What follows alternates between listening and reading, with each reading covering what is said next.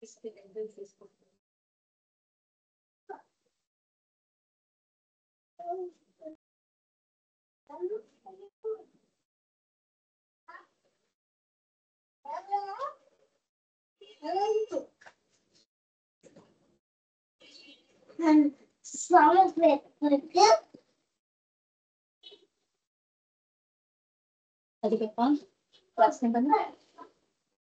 Minute পরে শুরু করে দেবো।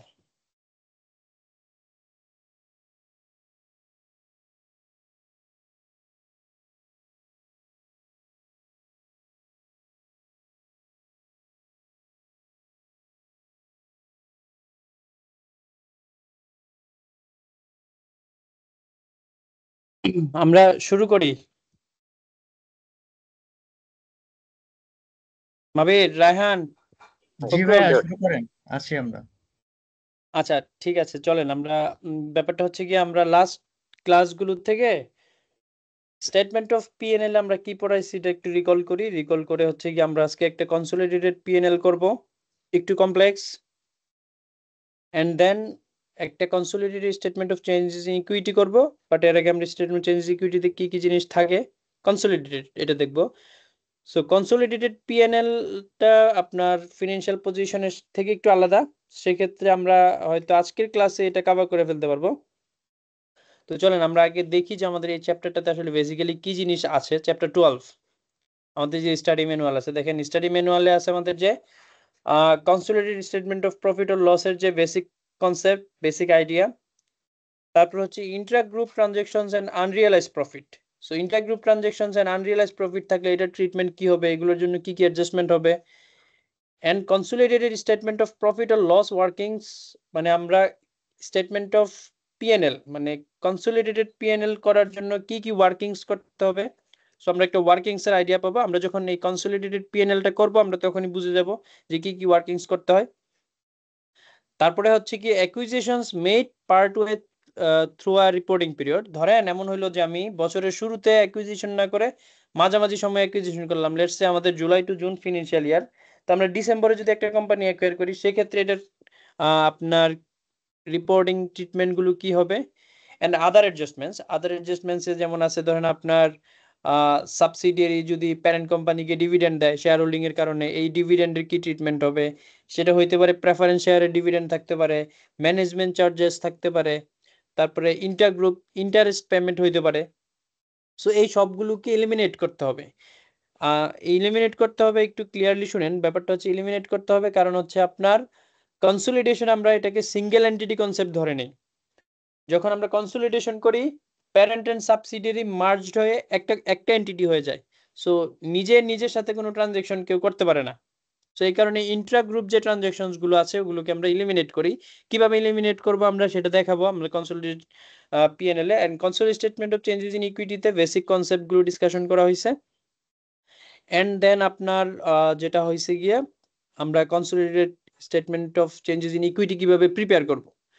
আমরা তো জানি চেঞ্জেস ইন ইকুইটি হচ্ছে profit and loss and balance sheet, এই দুইটার মধ্যে দুইটার রিকনসিলিয়েশন সর্ট অফ, দুইটার মধ্যে কানেকশন বিল্ড আপ করে।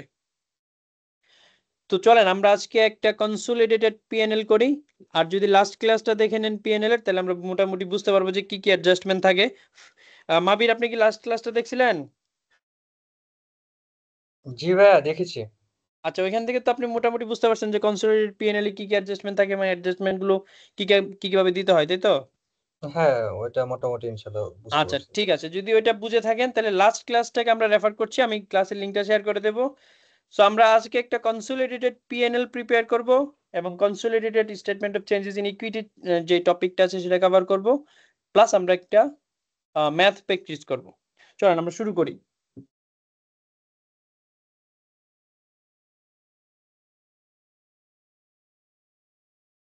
আর মোটামুটি ম্যাথটা করার সময় আমি ডিসকাশন করলে পুরো চ্যাপ্টারটাই আলটিমেটলি কভার হয়ে আসবে ইনশাআল্লাহ। তো চলেন আমরা কনসোলিডেটেড পিএনএল, এই ম্যাথটা হচ্ছে আমাদের যে স্টাডি ম্যানুয়াল আছে স্টাডি ম্যানুয়ালের কোশ্চেন সেলফ টেস্ট 11, আপনারা বই থেকে দেখতে পারেন, আমরা এখানে দেখি। চলেন ম্যাথটা একটু আমরা শুরু করি। মাবির, আপনি পড়বেন কোশ্চেনটা। জি ভাইয়া। জি, কোশ্চেনটা পড়েন, আমরা শুনি, দেন আমরা আগাবো আস্তে আস্তে। Hi PLC acquired its 80% interest in the ordinary share and 20% interest in the redeemable preference share of Tension PLC for 9,000 and 1,000 respectively on 1 April. When Tension PLC retained earnings were 4,000, there were no other reserves at the date. The preference share carry on no votes. The fair value of the identifiable asset acquired and liabilities assumed by High PLC were equal to their carrying amount at the date of acquisition. আচ্ছা ঠিক আছে, আপনি এটা পড়ছেন, আমি একটু ইয়ে করি একটু সবার অ্যাটেনশনের জন্য। হ্যাঁ, এবার কর্পোরেট রিপোর্টিং একটা কোশ্চেন আসছিল, কনসলিডেশনের কোশ্চেনটা যেটা ছিল সেটা হচ্ছে গিয়ে একটা কোম্পানি, ধরেন একটা কোম্পানির আমি চেয়ারম্যান। হ্যাঁ, আচ্ছা আমি না, মাবির কোম্পানি এক্স এর চেয়ারম্যান হচ্ছে মাবির। হ্যাঁ, এখন কোম্পানি এক্স কোম্পানি ওয়াই এর শেয়ার পারচেজ করছে, কোম্পানি ওয়াই এর শেয়ার পারচেজ করছে কত 40%। বুঝতে পারছেন? আপনারা কনটেক্সটটা একটু বোঝার চেষ্টা করেন, যদি কোথাও কোনো ডাউট থাকে কোশ্চেন রেজ করেন। তো কোম্পানি এক্স এর চেয়ারম্যান হচ্ছে মাবির, এন্ড কোম্পানি ওয়াই এর 40% শেয়ার পারচেজ করছে কে? Company X. আবার মিস্টার মাবির পারচেজ করছে কোম্পানি ওয়াই এর 40% হচ্ছে company X, and Mabir purchase করছে 20%। Sorry, company Y Mabir purchase করছে 20%, রেস্ট 40% হচ্ছে আদার শেয়ার হোল্ডার্স।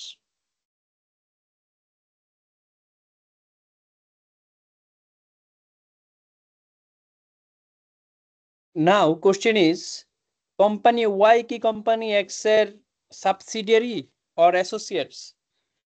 রায়হান বন্ধু, তুমি ইয়া পড়তেছিলা investment in associates and joint venture, এই কোশ্চেনটা তোমার জন্য, যে কোম্পানি Y কি কোম্পানি X এর subsidiary or associate?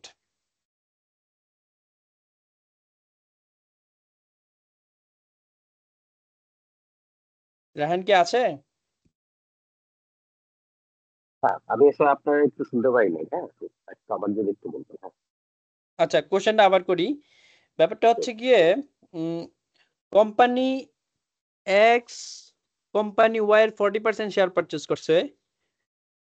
In the mean time company X এর চেয়ারম্যান হচ্ছে মিস্টার মাবির, সে কোম্পানি ওয়াই এর 20% শেয়ার পারচেজ করছে। Now question is, company Y company X এর কি subsidiary or associates?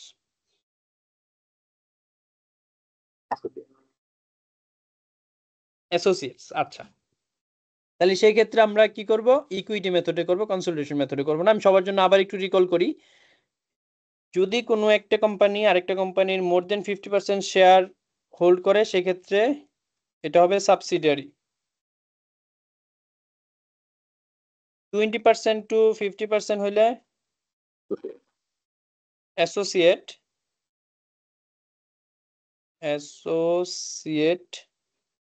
and less than 20% হইলে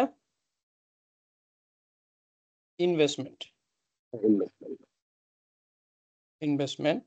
subsidiary IFRS 3 business combination, IFRS 10, associate IAS 28, investment IFRS 9। বুঝতে পারছি আমরা? আসেন, না বুঝলেও নোট রাখেন। জি জি, কোশ্চেন করেন মাবির। অ্যাসোসিয়েট আর জয়েন্ট ভেঞ্চার কি ভাই সেম একই জিনিস বলতে পারবো আমরা এটাকে? জি জি জি, অ্যাসোসিয়েট এন্ড জয়েন্ট ভেঞ্চারের সেম ট্রিটমেন্ট হয়, দুইটারই আমরা ইকুইটি মেথড করব। সো মেথড হবে কনসলিডেশন, কনসো। ফকরুল আপনি একটু নোট রাখেন, ফার্স্ট টাইম তো আপনার, তো নামগুলো একটু অপরিচিত লাগতে পারে, বাট আস্তে আস্তে ইউজড হয়ে যাবেন। ফকরুল আছেন? হ্যাঁ ঠিক আছে ভাই। আচ্ছা, তাহলে এটা হচ্ছে কনসো, এটা হবে ইকুইটি মেথড, এন্ড এটা হবে ইনভেস্টমেন্ট মেথড। চলেন আমরা আপনার যখন ইয়ে করতেছিলাম, আমাদের একটা ক্লায়েন্ট ছিল যার অনেকগুলো ইনভেস্টমেন্ট ছিল, নামটা না বলি, সেক্ষেত্রে ওইখানে আমরা দেখছেন আমরা যখন রিপোর্টকে কোয়ালিফাই করছি, আমরা কিছু কিছু জায়গায় IS 28 এগুলোর সাথে আমরা IS 36 আনছিলাম ইম্পায়ারমেন্টের জন্য। আর যেগুলো যেটা শুধু ইনভেস্টমেন্ট ছিল ওইখানে আমরা নিয়ে আসছিলাম আপনার ওই যে লোন প্লাস ইনভেস্টমেন্টের জন্য আমরা আনছিলাম এক্সপেক্টেড ক্রেডিট লস। এখানে হয় ইম্পায়ারমেন্ট আন্ডার IS 36, যদি আপনি রিপোর্টটা দেখেন আর কি। হ্যাঁ, ক্লাস শেষে একটু রিপোর্টটা দেখেন, আমরা ওই যে কোয়ালিফিকেশন পয়েন্টগুলো কেন দিছিলাম। তো আপনার এই হচ্ছে গিয়ে IFRS 9 এর যে আমরা যে ECL বলি, এক্সপেক্টেড ক্রেডিট লস বা ইম্পায়ারমেন্ট অফ ইনভেস্টমেন্ট। মাবির, আপনার কোনো কোশ্চেন আছে ভাইয়া? ভাইয়া যে আপনি যেটা বলতেছেন যে কোয়ালিফাইড করছেন, ওইটা যদি একটু দেখতে পারতাম ভালো হইতো, যে না কি না, কি ওইটা ওই সিনারিও বলে দিছি। সিনারিওটা হচ্ছে গিয়ে একটা কোম্পানি ইকুইটি ইনভেস্টমেন্ট করছে আরেকটা কোম্পানিতে, যে ওইখানে আমরা যেটা দেখছি আপনার সেটা হচ্ছে গিয়ে, আমি আপনাকে সিনারিওটা বলে দিই তাহলে আপনি বুঝে যাবেন, এটা দেখতে হবে না। জি ভাই, যে সমস্যা নাই, কোম্পানিতে ইনভেস্টমেন্ট করছে ওইখানে মোর দেন 50% ইনভেস্টমেন্ট ছিল। হ্যাঁ, মোর দেন 50% ইনভেস্টমেন্ট ছিল, এন্ড ওই ইনভেস্টমেন্ট গুলোর লং স্ট্যান্ডিং আপনার লস হইতেছিল, মানে আপনার লসটা অনেক দিন ধরে সাস্টেন হচ্ছিল, যেটা ইম্পায়ারমেন্টের ইন্ডিকেশন দেয়। এবং ওই কোম্পানিগুলোর মার্কেট ক্যাপিটালাইজেশন আপনার যেই আমার টোটাল অ্যাসেট ভ্যালুর থেকে কম। সো এগুলো হচ্ছে এক্সটার্নাল ইন্ডিকেশন অফ ইম্পায়ারমেন্ট। তো এই কোম্পানিগুলোর ইম্পায়ারমেন্ট টেস্ট করতে হয়, বুঝতে পারছেন? জি ভাই, মানে এক্সটার্নাল পার্টি দিয়ে ইম্পায়ারমেন্ট টেস্ট করতে হয় না এটা? জি, ইম্পায়ারমেন্ট টেস্ট করতে হবে, আপনি এক্সটার্নাল পার্টি দিয়ে করেন। এগুলোর জন্য বেসিক্যালি সার্ভেয়ার বা ভ্যালুয়ারকে দিয়েই করানো হয়, যে টেকনিক্যাল কনসালটেন্ট আছে, তারপর ফিনান্সিয়াল কনসালটেন্ট আছে। তো কিন্তু এই ইম্পায়ারমেন্ট বা ইসিএল গুলো করতে হয় IS 36, এবং ইনভেস্টমেন্টের ক্ষেত্রে IFRS 9। আমরা একটু ওই যে PNL থেকে একটু সরে একটু দূরে চলে গেছি, তো আমরা আবার ব্যাক আসবো। তো আমাদের কনসেপ্টগুলো একটু ক্লিয়ার করার জন্য আমরা এটা আবার রিকল করছি লাস্ট ক্লাসগুলো। তো সেই ক্ষেত্রে দেখেন, এটা কর্পোরেট রিপোর্টিং এর কোশ্চেন ছিল, এবং মোস্ট অফ দ্য স্টুডেন্টস যে ভুলটা করছে। হ্যাঁ ফখরুল, আপনার কোনো ইস্যুস? ভাই বইয়ের মধ্যে ম্যাথটা কত নাম্বার আমি আসলে খুঁজে পাচ্ছি না, একটু কাইন্ডলি আবার যদি আজ বলতেন। এটা সেলফ টেস্ট 11। ভাই পেজ নাম্বারটা। আচ্ছা, আমি আচ্ছা, দাঁড়ান আপনাকে বইটা দিয়ে দিতেছি, বইটা নতুন বইটা দিয়ে দিতেছি। এটা আপনার কাছে ওল্ড বই যদি থাকে, নতুন বই বই ছাড়ছে আছে। তো। দাঁড়ান নতুন বইটা আমি দিয়ে দিতেছি, এখন দিয়ে দিতেছি।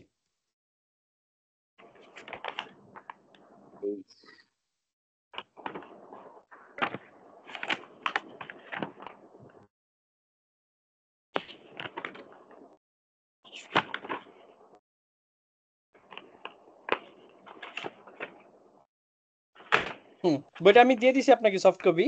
আর এটা না থাকলেও সমস্যা নাই, আমরা পুরো কোশ্চেনটা এখানে উঠাই নিয়েছি এক্সেলে।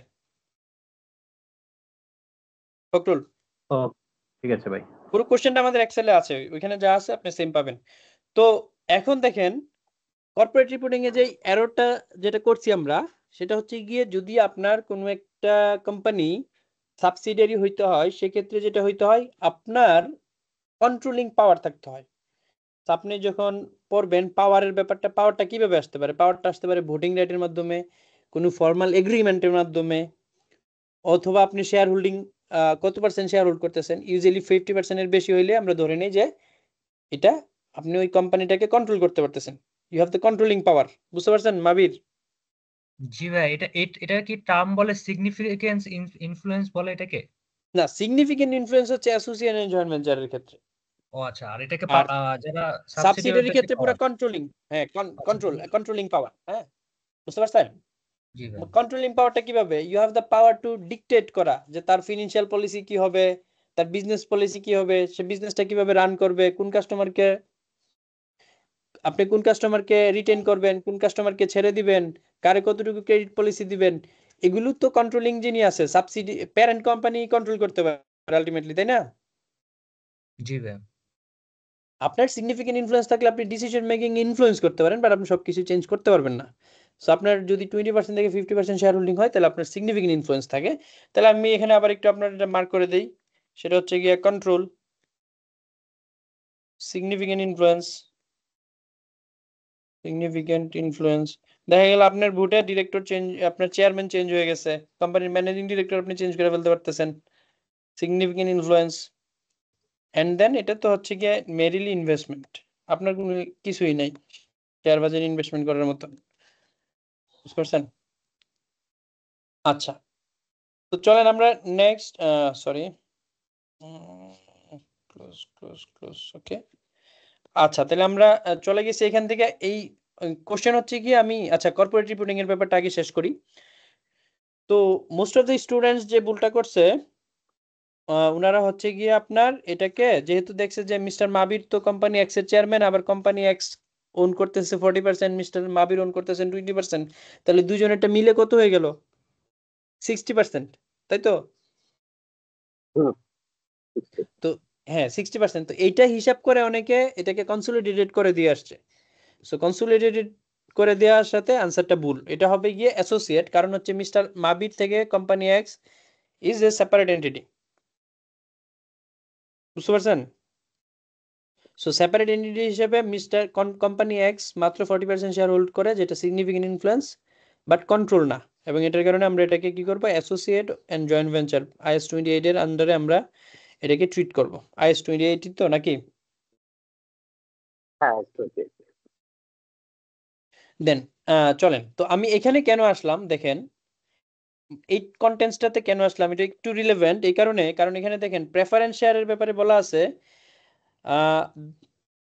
High PLC 80% ordinary share acquire করছে, 25% রিডিমেবল প্রেফারেন্স শেয়ার অ্যাকোয়ার করছে। বাট দেখেন এখানে বলা আছে the preference shares carry no votes, দেখছেন? প্রেফারেন্সের কোনো ভোটিং রাইট ক্যারি করতেছে না। কোনো ভোটিং রাইট ক্যারি করতেছে না। এখন পরীক্ষাতে এমন কোশ্চেন হইতে পারে যে এখানে 80% এর জায়গায় 41% বলা আছে। এখন আমরা তো হিসাব করবো, আচ্ছা আমি তো 41% ইন অর্ডিনারি শেয়ার অ্যাকোয়ার করি, 25% রিডিমেবল প্রেফারেন্স শেয়ার অ্যাড করি, তাহলে সেক্ষেত্রে দুইটা মার্চ করলে তো 50% এর বেশি হয়ে যেতেছে। আমার কনফিউজ হওয়ার সুযোগ আছে। কনসোলিডেশনের ক্ষেত্রে তো হচ্ছে যে আমার 50% লাগবে হচ্ছে অর্ডিনারি শেয়ার নাকি? এক্স্যাক্টলি, মানে আমার কন্ট্রোলিং ইন্টারেস্ট 50% এর বেশি হইতে হবে। এখন কোম্পানির যদি পলিসি হয় যে আমি প্রেফারেন্স শেয়ার হোল্ডারদেরকে ভোটিং রাইট দেব, ইরিডিমেবল প্রেফারেন্সটা আমরা কি ইকুইটি হিসেবে কম্পোনেন্ট কনসিডার করি, রাইট? হুম। তো সেক্ষেত্রে এমন যদি পলিসি হয় যে সে বোর্ডে ডিসিশন মেকিং এ ইম্প্যাক্ট ফেলতে পারে, তাহলে ডিসিশন মেকিং এ ইম্প্যাক্ট ফেলতে পারে, তোর যদি কোরাম গঠিত হয়ে যায়, যে কোরাম ডিসিশন নিবে, সেক্ষেত্রে তো কোম্পানির পলিসি প্রসিডিউর সবকিছু গিয়ে ডিকটেট করতে পারতেছে। মানে মূল বিষয় হচ্ছে গিয়ে কোম্পানিটারে কন্ট্রোল করার রাইট আছে কিনা, বুঝতে পারছিস? হুম। তো সেক্ষেত্রে এই প্রেফারেন্স শেয়ার ছাড়াই ও অলরেডি আপনার কন্ট্রোল করতে পারে। আচ্ছা, তাহলে এবার আমরা যাই, আমাদের কোশ্চেন হচ্ছে কি আলটিমেটলি আমরা একটা প্রিপেয়ার করব কনসোলিডেটেড প্রফিট অর লস। তাহলে সেই ক্ষেত্রে কনসোলিডেশন কখন হবে, যখন 50% এর বেশি আমরা অ্যাকোয়ার করি। আমরা কি করব, line by line item add করব। সেই ক্ষেত্রে কনসোলিডেশন করতে গেলে আমরা যেটা করব, মাথায় রাখতে হবে আমাদের, যদি ইন্ট্রা গ্রুপ কোনো ট্রানজাকশনস হয়, ওই ট্রানজাকশনগুলোকে এলিমিনেট করতে হবে। যদি কোনো আনরিয়েলাইজড প্রফিট থাকে সেগুলোকে লেস করতে হবে। Intra group any transactions should be eliminated, এবং যদি কোনো আনরিয়েলাইজড প্রফিট থাকে সেটাকে রেসপেক্টিভ হেডের সাথে এটাকে লেস করতে হবে। এখন কোশ্চেন হচ্ছে গিয়ে ভাইয়া, আমাকে যদি কোশ্চেন করা হয় যে ভাইয়া টেনশন পিএলসি হাই পিএলসির কাছে সেল করছে, এখন এই যে আনরিয়েলাইজড প্রফিট, ওই যে ইনভেন্টরি যেটা আমার স্টকে থেকে গেল, কারণ আমরা সিঙ্গেল এন্টিটি কনসেপ্টে কি বুঝি, আনটিল আনলেস এক্সটার্নাল পার্টির কাছে সেল করা হয়েছে ততক্ষণ পর্যন্ত এটা গ্রুপের inventory. So group as a single entity আমি বলতে পারবো না যে এটা ভাই এটা আমার জন্য একটা সেলস প্রফিট, একজন আরেকজনের কাছে সেল করে যে প্রফিট হয়েছে, এটা কি সেল প্রফিট বলা যাবে আনটিল আনলেস এক্সটার্নাল পার্টির কাছে সেল হয়? রায়হান? না না, আনটিল হচ্ছে থার্ড পার্টি সেল তা করলে এটা হিসেবে রিকগনাইজ হবে না। এক্স্যাক্টলি। তাহলে সেই ক্ষেত্রে কি করতে হবে, আমার ইনভেন্টরি লেস করতে হবে এবং আমার প্রফিট অথবা রিটেন আর্নিংস, যেহেতু রিটেন আর্নিংস কি আলটিমেটলি আমার প্রফিটটার ইম্প্যাক্ট পড়ে, তাহলে প্রফিট অথবা রিটেন আর্নিংস কে লেস করতে হবে। মাবির, আপনার কোনো কোশ্চেন আছে ভাইয়া? না ভাইয়া।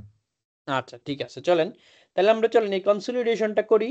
আমরা যাই একটু আপনার এখানে, আমি যে এতগুলো কথা বললাম এখানে শুধুমাত্র এই যে ভোটিং রাইটের ব্যাপারটা বোঝানোর জন্য, বুঝতে পারছেন? জি ভাই, বুঝতে পারছি।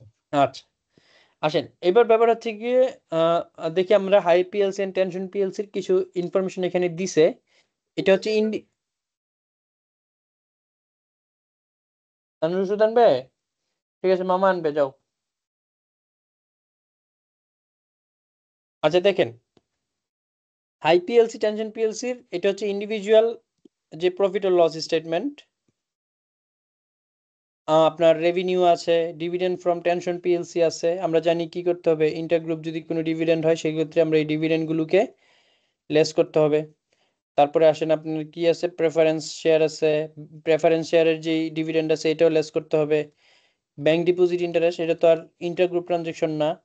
তারপরে আসেন কস্ট অফ সেলস আছে, ডিস্ট্রিবিউশন কস্ট আছে, অ্যাডমিনিস্ট্রেটিভ কস্ট আছে, প্রেফারেন্স ডিভিডেন্ড পেইড।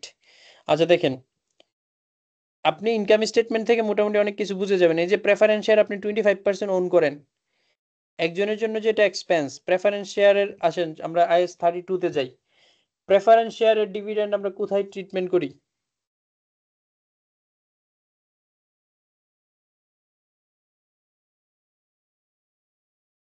রিডিমেবল।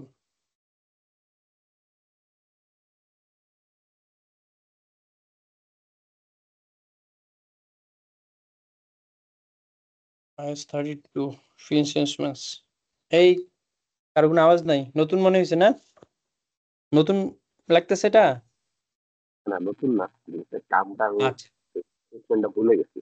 আচ্ছা, আমি তাহলে একটু রিকল করাই দিই। সেটা হচ্ছে গিয়ে রিডিমেবল প্রেফারেন্স শেয়ারের ডিভিডেন্ডকে আমরা, যদি আমি আমার কোম্পানির কাছে কোনো প্রেফারেন্স শেয়ার কারো হোল্ড করা থাকে, তাহলে আমরা প্রেফারেন্স শেয়ারটাকে দেখাই হচ্ছে নন কারেন্ট লাইবিলিটিসে। তো যদি নন কারেন্ট লাইবিলিটিসে আমরা এটা দেখাই, যদি ইকুইটি না দেখাই, নন কারেন্ট লাইবিলিটিসের ডিভিডেন্ড তাহলে যাবে কে কোথায়? Finance cost.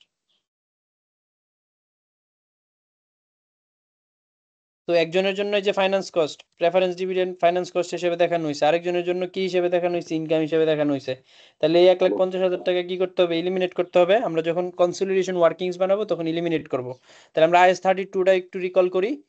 সেটা হচ্ছে গিয়ে আবার একটু বলি, যদি রিডিমেবল প্রেফারেন্স শেয়ার হয় এবং বোথ পার্টি, এখানে একটা অনেক মানে জটিল টার্মিনোলজি আছে, সেটা হচ্ছে আমি একটু সহজ করে দিই। যদি বোথ পার্টির রাইট থাকে শেয়ারটাকে রিডিম করার, তাহলে সেক্ষেত্রে এটা নন কারেন্ট লাইবিলিটিস হিসেবে ট্রিটমেন্ট হবে। রায়হান,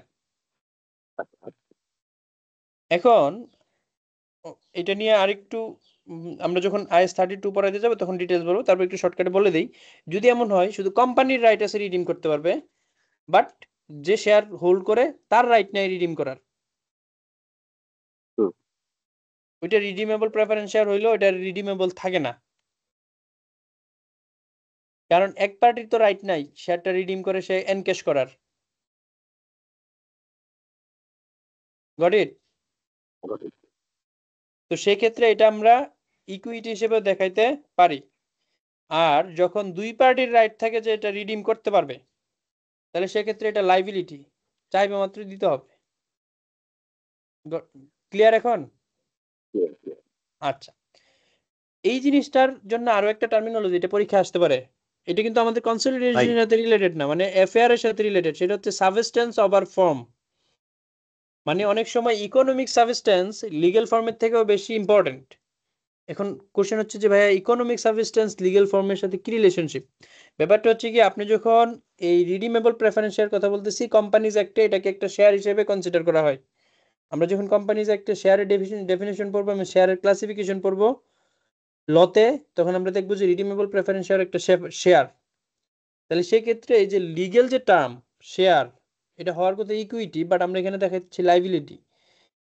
এটার যে ডিভিডেন্ড হওয়ার কথা ডিভিডেন্ড পেমেন্ট, আমরা দেখাচ্ছি ফাইন্যান্স কস্ট। এটা কেন দেখাচ্ছি? এটার যে অর্থনৈতিক যে ইম্প্যাক্ট, ইকোনমিক সাবস্টেন্সের কারণে আমরা এটা লিগ্যাল ফর্মকে ওভার করছি। ক্লিয়ার? আচ্ছা, আর কারো কোনো কোশ্চেন আছে? নাবিল ভাই অনেক কিছু বলতে চাইছিল। মাবির? ভাই একটু বোঝার চেষ্টা করতেছি। আচ্ছা ঠিক আছে, নোট রাখেন। আমরা যখন IS-32 তে যাব আমরা তখন এটা ক্লিয়ারলি পড়বো।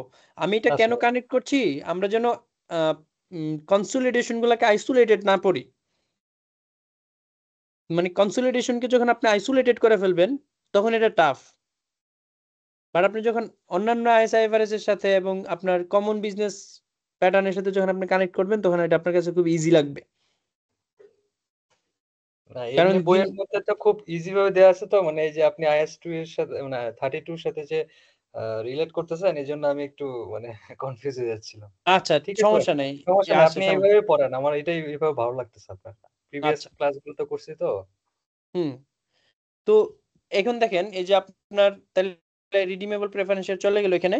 তো আসেন এবার আমরা যাই, সেটা হচ্ছে গিয়ে কনসোলিডেশনের যে ওয়ার্কিংস। সো কনসোলিডেশনের একটা থাম্ব রুল ওয়ার্কিংস আছে, যে ওয়ার্কিংসটা আপনি পরীক্ষার হলে ওয়ার্কিংসটা প্রথমে অ্যাপ্লাই করবেন এন্ড দেন ওয়ার্কিংসে শুধু জাস্ট ডেটাটা ইনপুট করবেন। চলেন আমরা যাই ওয়ার্কিংসটা দেখি। প্রথমে আমরা করতে হবে গ্রুপের স্ট্রাকচার, মানে আপনার যে প্যারেন্ট সাবসিডিয়ারির স্ট্রাকচারটা কি, কে কার কত পার্সেন্ট অ্যাকোয়ার করে। দেখেন গ্রুপ স্ট্রাকচারে হাই হচ্ছে প্যারেন্ট, টেনশন হচ্ছে সাবসিডিয়ারি। তাহলে কি বোঝা গেল যে ওর শেয়ার অ্যাকোয়ার করে হাই টেনশন হয়ে গেছে গা। আমরা তো এমনি হাই টেনশনে থাকি। আচ্ছা তাহলে আমরা এখানে কি করলাম, গ্রুপ স্ট্রাকচারটা এখানে এস্টাবলিশ করলাম। 80% ordinary share, 25% preference share. Clear group structure. তাহলে আমরা প্রথমেই ওয়ার্কিংসে নিয়ে আসবো group structure, and then consolidated PNL এর জন্য আমরা একটা কনসোলিডেশন শিডিউল বানাইতে হবে। এবং পরীক্ষার হলে যদি আপনি কনসোলিডেশন শিডিউল ছাড়া পিএনএল আনসার করতে যান, আপনি কিন্তু আনসার করতেও পারবেন না, মিলে মিলে আসাটা আপনার জন্য টাফ হবে। আর যদি কোনো কারণে আপনি অ্যান্সারটা করেনও, এই অ্যান্সারটার মার্কস পাইতে আপনি এই কনসোলিডেশন শিডিউলটা ছাড়া আপনার মার্কসের উপর ডেট্রিমেন্টাল ইম্প্যাক্ট পড়বে। বুঝতে পারছেন? ওকে। আচ্ছা দেখেন এমন হইতে পারে আপনি লেটস সে ফর এক্সাম্পল আপনি একটা কোশ্চেন মুখস্থ করে গেছেন, পরীক্ষার হলে হুবহু কমন পড়ছে, আপনি জাস্ট মুখস্থ অ্যান্সার দিয়ে দিয়েছেন, কনসোলিডেশন শিডিউল দরকার না, আমি তো ফিগার জানি। এমন কখনো পসিবল না, যদি এমন হয় হইতেও তো পারে। তো সেক্ষেত্রে কনসোলিডেশন শিডিউলটা ইন্ডিকেট করে যে আপনি অ্যাকচুয়ালি বুঝতে পারছেন যে আসলে মানে হোয়াট ইজ দ্য মেকানিজম এই কনসোলিডেটেড পিএনএল প্রিপেয়ার করার। চলেন আমরা যাই তাহলে প্রথমেই রেভিনিউ, টেনশন অ্যান্ড হাই দুজনেরই আমরা রেভিনিউ নিয়ে আসছি, যদি এখানে দেখেন। তারপরে আমরা নিয়ে আসছি আপনার কস্ট অফ সেলস। এখানে আসেন দেখেন রেভিনিউতে আমরা এখানে একটা অ্যাডজাস্টমেন্ট দিছি রায়হান। সো আমরা শুরুতেই বলছিলাম যে ইন্ট্রা গ্রুপ কোনো সেলস যদি থাকে তাহলে সেই সেলসকে আমরা কি করব, এলিমিনেট করব।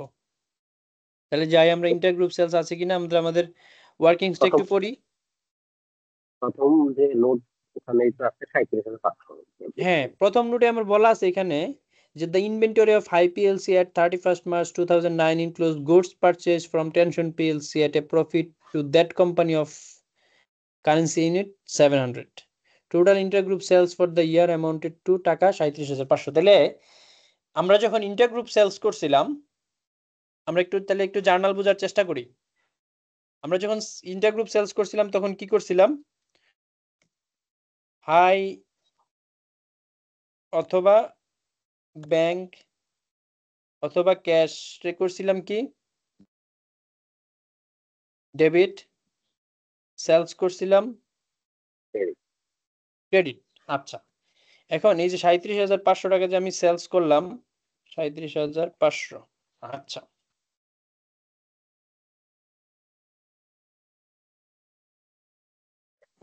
সিমিলটেনিয়াসলি এই 37,500 টাকা আবার আয়ের এখানে cost of sales debit, bank I sorry আপনার পেনশন অথবা ক্যাশ রে ক্রেডিট করা হয়েছিল না।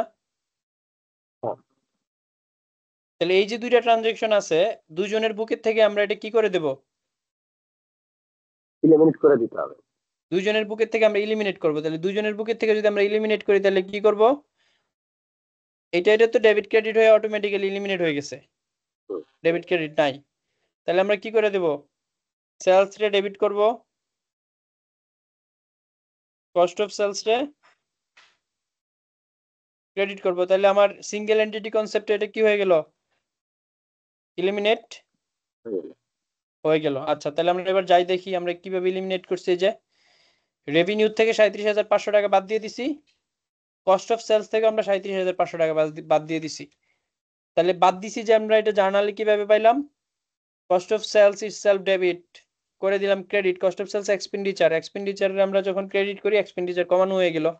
এটা তো ক্লিয়ার?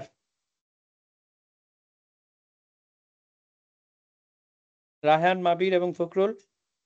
জি ভাই ক্লিয়ার। আচ্ছা, ক্লিয়ার হইলে হ্যাঁ, চলেন এবার আমরা clear। যাই। তাহলে আমাদের এখানে শেষ। এবার আসেন পার্প।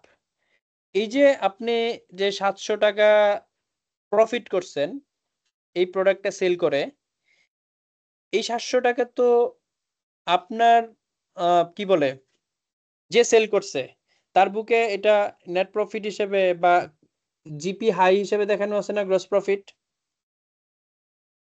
হ্যাঁ। তাই এই যে 500 টাকা আছে স্টিল এটা আমরা রিয়েলাইজ করব কখন? যদি এই গুডসটা আলটিমেটলি এক্সটার্নাল পার্টিজের কাছে সেল করা হয়। যেহেতু স্টিল এক্সটার্নাল পার্টিজের কাছে সেল করা হয় নাই, তাহলে সেই ক্ষেত্রে আমরা কি করব? এই যে 700 টাকা আছে 700 টাকা আমরা বাদ দেব কার কাছ থেকে? Selling company. সবসময় মনে রাখবেন যদি ইন্টারগ্রুপ সেলস হয় তাহলে সেলিং কোম্পানির যে কস্ট অফ সেলস আছে ওইখান থেকে পার বাদ হয়। বুঝতে পারছেন? এটা অলওয়েজ সেলিং কোম্পানির ক্ষেত্রে applicable. Always selling company, exactly. এবং এটা যদি আমার স্টেটমেন্ট অফ ফিনান্সিয়াল পজিশন হয়, রিটেন আর্নিংস এর ইম্প্যাক্টও সেলিং কোম্পানিতে হবে। যদি স্টেটমেন্ট অফ পিএনএল হয়, ফিনান্সিয়াল পজিশনের রিটেন আর্নিংস এর ইম্প্যাক্ট পিএনএল ও সেলিং কোম্পানিতে। তাহলে আমরা কি করব? যেহেতু আমার এটা পার্প আছে তাহলে আমরা কি করছি, এই পার্পটাকে ইনভেন্টরি পার্প, এটা টেনশনের বুক থেকে মাইনাস হবে। তাহলে কস্ট অফ সেলস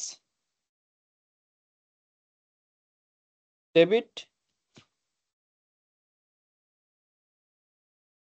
কি ব্যাপার? একটু একটু হোল্ড করেন।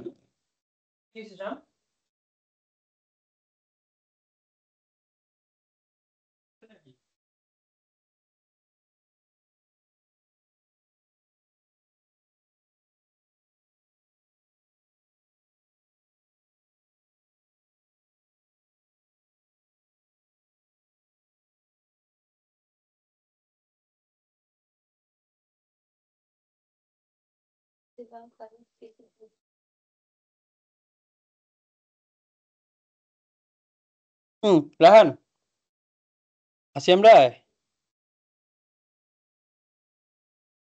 হ্যালো। জি ভাই আছি। হ্যাঁ ভাই।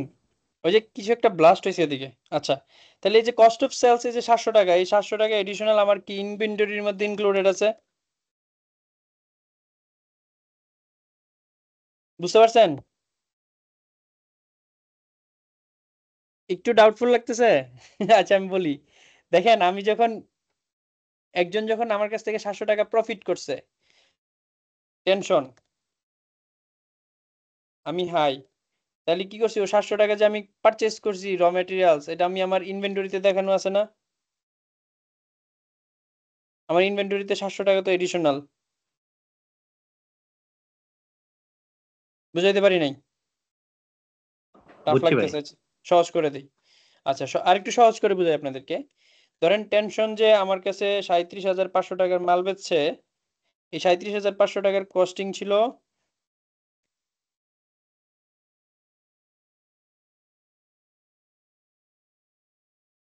55, কস্টিং ছিল 36,800 টাকা। তাহলে এই যে মাঝখানে যে 700 টাকা সে প্রফিট হয়েছে, এই যে 37,500 টাকা, এই যে এই 700 টাকা আমি বেশি আমার এখানে ইনভেন্টরি দেখানো আছে না, যেহেতু আমার পারচেজ প্রাইস বেশি হয়েছে। বুঝতে পারছেন?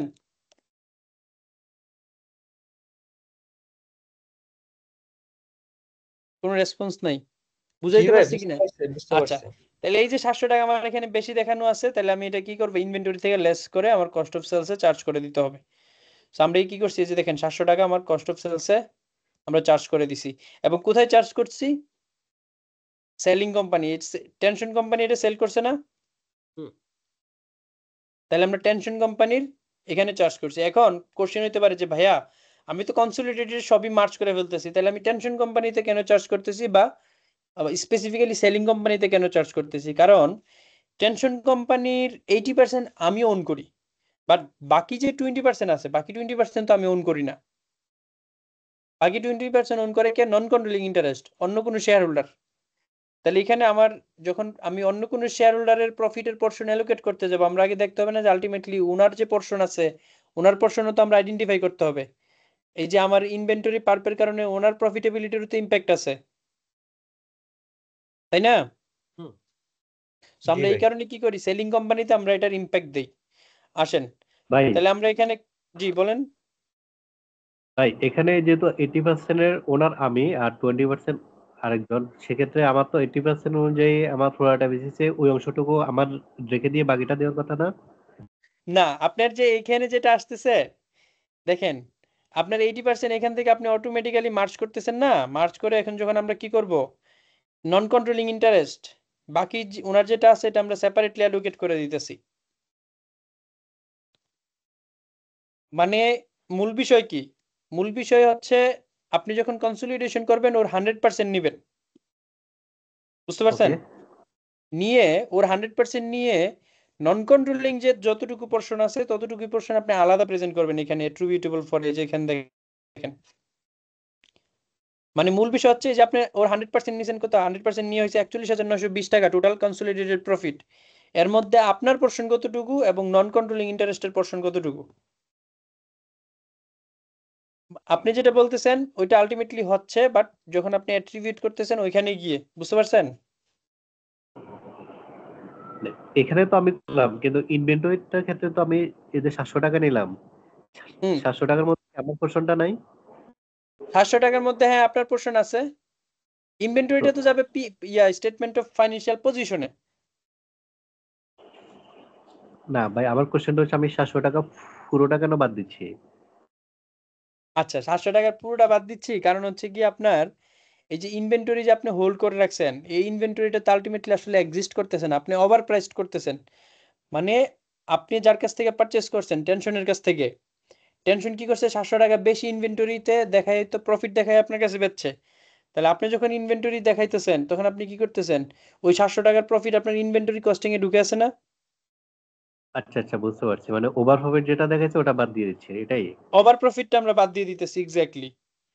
এবং ওকে এই ভাই, ওভার প্রফিটটার ইম্প্যাক্ট ওই যে আলটিমেটলি দেখেন আমরা নিচে আসতেছি, এই যে দেখেন নন কন্ট্রোলিং ইন্টারেস্ট, মানে এই যে বাকি যে শেয়ারটা যেটা আছে ওর পোর্শন আমরা ওরে ভাগ করে দিতেছি এখান থেকে, এই যে প্রফিট ফর দ্য ইয়ার। মানে আলটিমেটলি আপনার এখানে কনসোলিডেটেড পিএনএল এ পুরো পোর্শনটাই আপনি আনবেন, এনে আপনার পোর্শন এবং হচ্ছে গিয়ে নন কন্ট্রোলিং ইন্টারেস্টের পোর্শন আপনি সেপারেট করে দেখাবেন, বুঝতে পারছেন? জি ভাই। কনসলিডেশনের মূল বিষয় হচ্ছে line by line item add করা, আর এটা হচ্ছে ওভার প্রফিটটাকে আমরা বাদ দিতেছি, বুঝছেন? জি ভাই। ওকে, ঠিক আছে, তাহলে এবার চলেন আমরা যাই নেক্সট যেই আমাদের যে ওয়ার্কিংস দেখেন। এবার আসেন, এবারও সেম সেম বিষয়। বিষয়টা হচ্ছে গিয়ে দেখেন, Hi PLC sold plant costing টাকা 7,000 টু টেনশন পিএলসি ফর 10,000।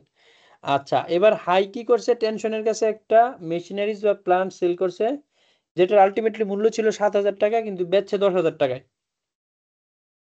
তাহলে এখানে লাভ করছে কত টাকা, গেইন করছে কত টাকা? 3,000 টাকা। গেইন করছে 3,000 টাকা। তাহলে এই যে ইন্ট্রা গ্রুপ যত প্রফিট আছে সব আমরা কি করতে হবে, এলিমিনেট করতে হবে, রাইট? তাহলে চলেন এবার এই যে আমরা এখানে যে গেইন করছে যে 3,000 টাকা প্রফিট করছে, এই 3,000 টাকা আমরা এখান থেকে এলিমিনেট করে দিছি। আচ্ছা, এবার কথা হয়েছে যে ভাই এখান থেকে তো এলিমিনেট করলেন, এই যে নন কন্ট্রোলিং অ্যাসেটের যে পার্ট, নন কারেন্ট অ্যাসেটের যে পার্ট, হ্যাঁ, তাহলে এই 3,000 টাকা ট্রিটমেন্ট কি হবে? এই যে দেখছেন 3,000 টাকা আমরা বাদ দিছি, কই থেকে বাদ দিছি, কস্ট অফ সেলস এর সাথে এটার ইম্প্যাক্ট পড়ছে। কেন কস্ট অফ সেলস এর সাথে ইম্প্যাক্ট পড়ছে দেখেন এখানে কি বলা আছে, the profit on sale has been taken to cost of sales. তাহলে এই যে এটা সেল করে যে প্রফিটটা হয়েছে এটা কস্ট অফ সেলস এর সাথে ওরা লেস করছিল, বুঝতে পারছেন? এই যে এখানে। জি ভাই, বুঝতে পারছো। কস্ট অফ আচ্ছা, সেল। কস্ট অফ সেলস এর সাথে ইম্প্যাক্ট দিছিল, তাহলে আমরা কি করব, এই প্রফিটটা কস্ট অফ সেলস থেকে এখন কস্ট অফ সেলস এর সাথে অ্যাড করব। নেগেটিভ মানে হচ্ছে কস্ট অফ সেলস বাড়ানো। আমরা যখন এই প্রফিট হয়েছিল কস্ট অফ সেলস এর সাথে আমরা নেটিং অফ করে দিছিল তখন। আচ্ছা, এবার আসেন, এই যে আপনার এখন প্রশ্ন হতে পারে যে ভাইয়া আপনি তো রেভিনিউর ক্ষেত্রে আমাকে দেখাইলেন যে এখানে একটা ইম্প্যাক্ট পড়লো, রেভিনিউতে একটা ইম্প্যাক্ট পড়লো, তারপরে আপনার কস্ট অফ সেলসে একটা ইম্প্যাক্ট পড়লো, তাহলে এখানে নন কারেন্ট অ্যাসেটের এটার যে ইনভেন্টরির পার্পের মতন সেম, ইনভেন্টরির পার্পের আপনার কস্ট অফ সেলসে ইম্প্যাক্ট পড়ছে আর ইম্প্যাক্ট পড়ছে হচ্ছে আপনার ইনভেন্টরিতে। তাহলে ইনভেন্টরি হচ্ছে স্টেটমেন্ট অফ ফিনান্সিয়াল পজিশন। তাহলে আমরা যেহেতু ফিনান্সিয়াল পজিশন করতেছি না, তাহলে এখানে ফিনান্সিয়াল পজিশনের কোনো ইস্যুস আমরা দেখাচ্ছি না। বাট আমরা যখন জার্নাল এন্ট্রিগুলো দেব সেম জার্নাল এন্ট্রিসটা হবে। তাহলে কস্ট অফ সেলস এর ক্ষেত্রেও সেম, নন কারেন্ট অ্যাসেট পার্ট। তাহলে আমরা কি করব, কস্ট অফ সেলস ডেবিট, আর কমাবো কি আমাদের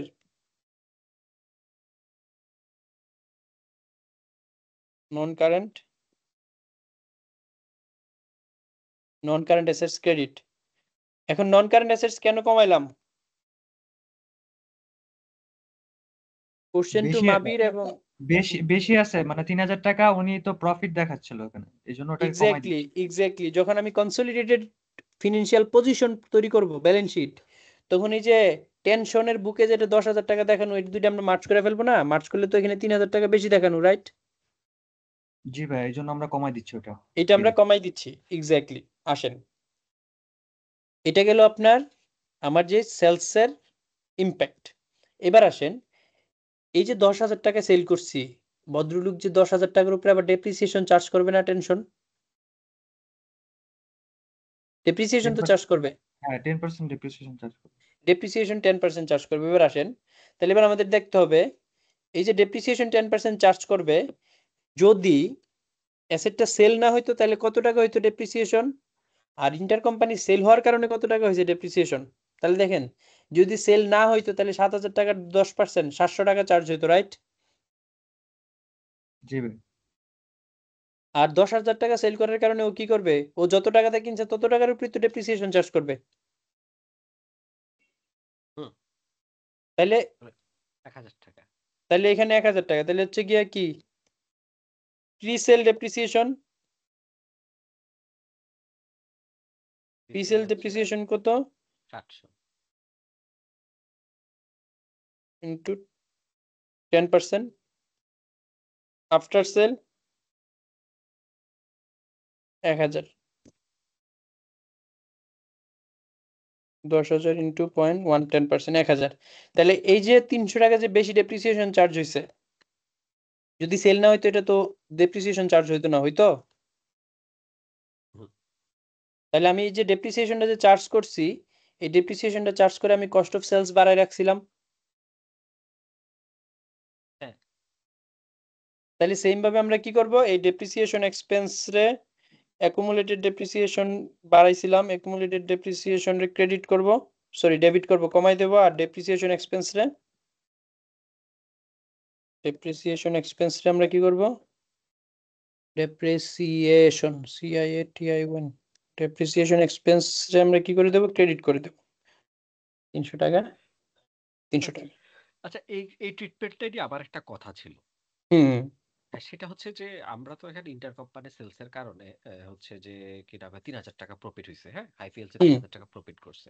হুম তো তা আমরা এই যে 300 টাকা যে মানে ক্যালকুলেট করে বের করছি ফ্রি সেলস আফটার সেলস, হ্যাঁ, ওইটা না করে আমরা কি টোটাল যে প্রফিট হইছে ওটার উপরে 10% যা হয় ওইটা হইলে তো সেম অ্যামাউন্টই হয়, ওভাবে কি হ্যাঁ ক্যালকুলেট করলে?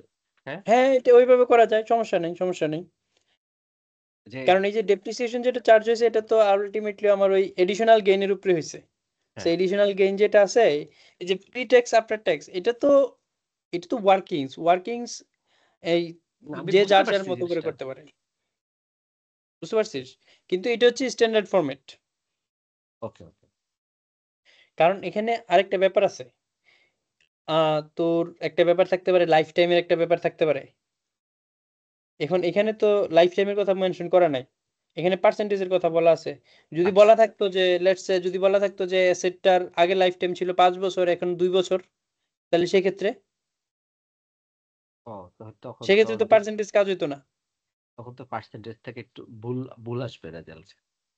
এক্স্যাক্টলি, পার্সেন্টেজ থেকে ভুল আসবে। সো এখানে তোর পার্সেন্টেজ বলা থাকার কারণে মনে হইতেছে যে আচ্ছা এটা তো একদম ভেরি সিম্পল, কিন্তু এমন নাও হইতে পারে যে আমার একটা অ্যাসেটের লাইফ টাইম, ধর আমি কি পারচেজ করছি 10 বছর আগে, এই অ্যাসেটটা আমি এখন বেচছি সেম 10,000 টাকায় বেচছি, বেচা এখন আমার কিছু লাভ হয়েছে, বাট অ্যাসেটটা চলবে আর 2 বছর। তাহলে সেক্ষেত্রে 2 বছর হয়েছে 10,000 2 বছর তো প্রতি বছর 5,000 টাকা করে ডেপ্রিসিয়েশন হয়ে যাবে, রাইট? তো তখন তো আবার এই যে আমার গেইন দিয়ে তো আমি মেজার করতে পারবো না। সো এটা হচ্ছে স্ট্যান্ডার্ড ফরম্যাট, মানে এখানে এটা হইলে আর আমাদের এরর হয় না। আচ্ছা, তাহলে গেল আমার হচ্ছে গিয়ে এবার ডেপ্রিসিয়েশনের। তারপর এবার নেক্সট যাই। এটা নিয়ে কি কোনো কোশ্চেন আছে ডেপ্রিসিয়েশন নিয়ে? মাবির, ফখরুল? না ভাইয়া, ভাইয়া একটা না কোশ্চেন। আচ্ছা ঠিক আছে, তাহলে চলেন। এন্ড দেন নেক্সট যে দেখেন কোশ্চেন নাম্বার 3 তে কি বলছে, included in tension PLC's administrative cost is an amount for 3,500 in respect of management charges invoiced and included in revenue by high PLC. আচ্ছা ফখরুল, আপনার জন্য জিনিসটা কমন পড়বে, ম্যানেজমেন্ট লেভি। দেখেন এই যে ম্যানেজমেন্ট লেভির ব্যাপারটা দেখেন, 3,500 টাকা, হ্যাঁ,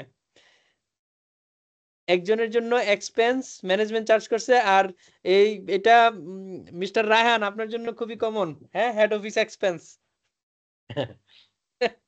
আচ্ছা দেখেন, এই যে এটা হচ্ছে কি একজন কি করছে, মিস্টার টেনশন এটাকে কি করছে রেভিনিউ হিসেবে দেখাইছে। আবার চলেন একটু দেখি, টেনশন চার্জ করছে ম্যানেজমেন্ট চার্জ তো করে parent, revenue by Hi PLC. আচ্ছা তাহলে হাই পিএলসি চার্জ করছে, তাহলে তার রেভিনিউর ভিতরে 3,500 টাকা ঢুকে আছে। আবার ইন দ্য মিন টাইম টেনশনের অ্যাডমিনিস্ট্রেটিভ এক্সপেন্সের ভিতরে 3,500 টাকা ঢুকে আছে।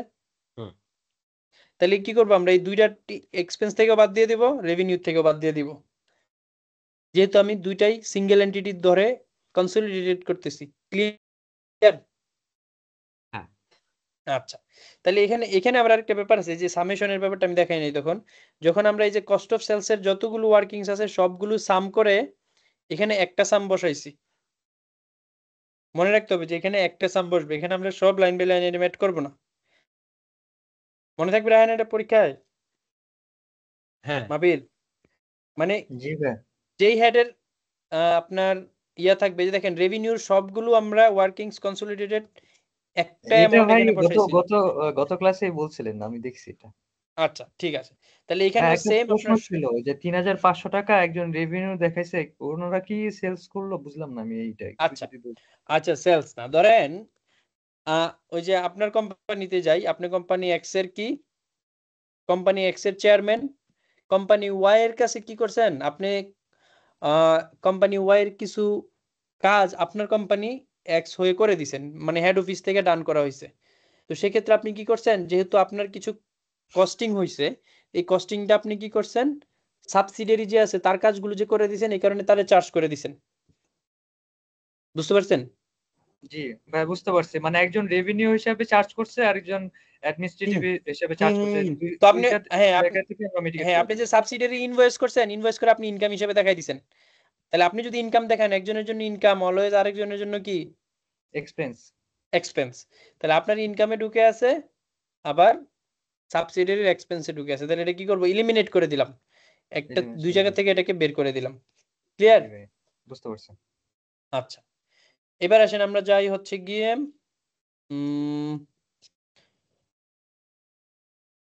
নেক্সট নেক্সট হচ্ছে tension পিএলসি's issued share capital comprises 10,000 50 পয়সা ordinary shares and 4,000 currency unit 115% redeemable preference shares.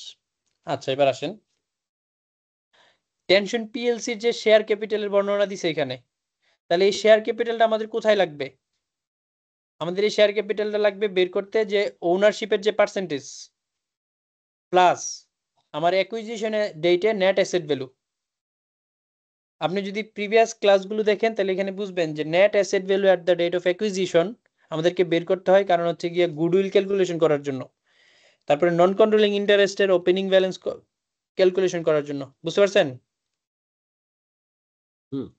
আচ্ছা তাহলে দেখেন আমরা এই নেক্সটে যেটা করব, আচ্ছা এটা আমাদের থাকলো, এটা নিয়ে আমরা ওয়ার্কিংস আছে একটা, আমরা ওয়ার্কিংসটা পরে করতেছি, আগে আমরা পিএনএলটা আগে শেষ করি। হ্যাঁ, তাহলে এবার দেখেন 5 নাম্বার নোটে যে আমরা 4 years ago a goodwill impairment loss was recognized in High PLC's consolidated financial statement, leaving goodwill in the consolidated statement of financial position at 1200. A further 180 impairment loss needs to be recognized in the current year. আচ্ছা এবার দেখেন আমাদের কি বলছে যে আমি যে invest করছি টেনশনের কাছে, আমার যে গুডউইল ছিল ওইখান থেকে গুডউইলের ইম্পায়ারমেন্ট হয়েছে কত 180। আর এই 180 ইম্পায়ারমেন্ট কিভাবে হয়? IAS 38 ইনটেনজিবল অ্যাসেটস, আমরা তো জানি IAS 38 ইনটেনজিবল অ্যাসেটে বলা আছে যে ইম্পায়ারমেন্টের কখনো অ্যামোর্টাইজেশন হয় না, ইম্পায়ারমেন্টের হয় সরি গুডউইলের কখনো অ্যামোর্টাইজেশন হয় না, গুডউইলে কি হয় ইম্পায়ারমেন্ট হয়, বুঝতে পারছেন? হুম। আচ্ছা তাহলে এই IAS 38 এবং হচ্ছে IAS 36 এর আপনি ইম্পায়ারমেন্ট করবেন। আমরা ইম্পায়ারমেন্ট নিয়ে একটা ওই যে ফার্স্ট ক্লাসের রেকর্ডিংটা যদি দেখেন ওখানে আমরা ইম্পায়ারমেন্ট কিভাবে হয় গুডউইলের ওখানে আমরা ডিসকাস করছি, লিংকটা আমি আবার শেয়ার করে দেব। তো এই যে 180 টাকা ইম্পায়ারমেন্ট হয়েছে, তাহলে এটা আমার কোম্পানির জন্য কি একটা এক্সপেন্স না? হুম। তাহলে এটা আমরা এই আমার কোম্পানির জন্য এটা কোন এক্সপেন্সে যাবে? এটা একটা অ্যাডমিনিস্ট্রেটিভ এক্সপেন্স। ইম্পায়ারমেন্ট যদি কস্ট অফ সেলস এর সাথে না হয় তাহলে ডেপ্রিসিয়েশন বা আমরা যদি রিসিভেবল রাইট অফ করি এগুলা ইউজুয়ালি অ্যাডমিনিস্ট্রেটিভ এক্সপেন্সে দিই আমরা। তাহলে চলেন আমরা এখানে কি করলাম, অ্যাডমিনিস্ট্রেটিভ এক্সপেন্সে ইম্পায়ারমেন্ট দিয়ে দিলাম। তাহলে আমার অ্যাডমিনিস্ট্রেটিভ এক্সপেন্স পার কোশ্চেন ছিল এটা, এখানে একটা অ্যাডজাস্টমেন্ট আছে, আর ইম্পায়ারমেন্ট অফ গুডউইল সব মিলে আমার কনসোলিডেটেড হচ্ছে 39,530 টাকা, বুঝতে পারছেন?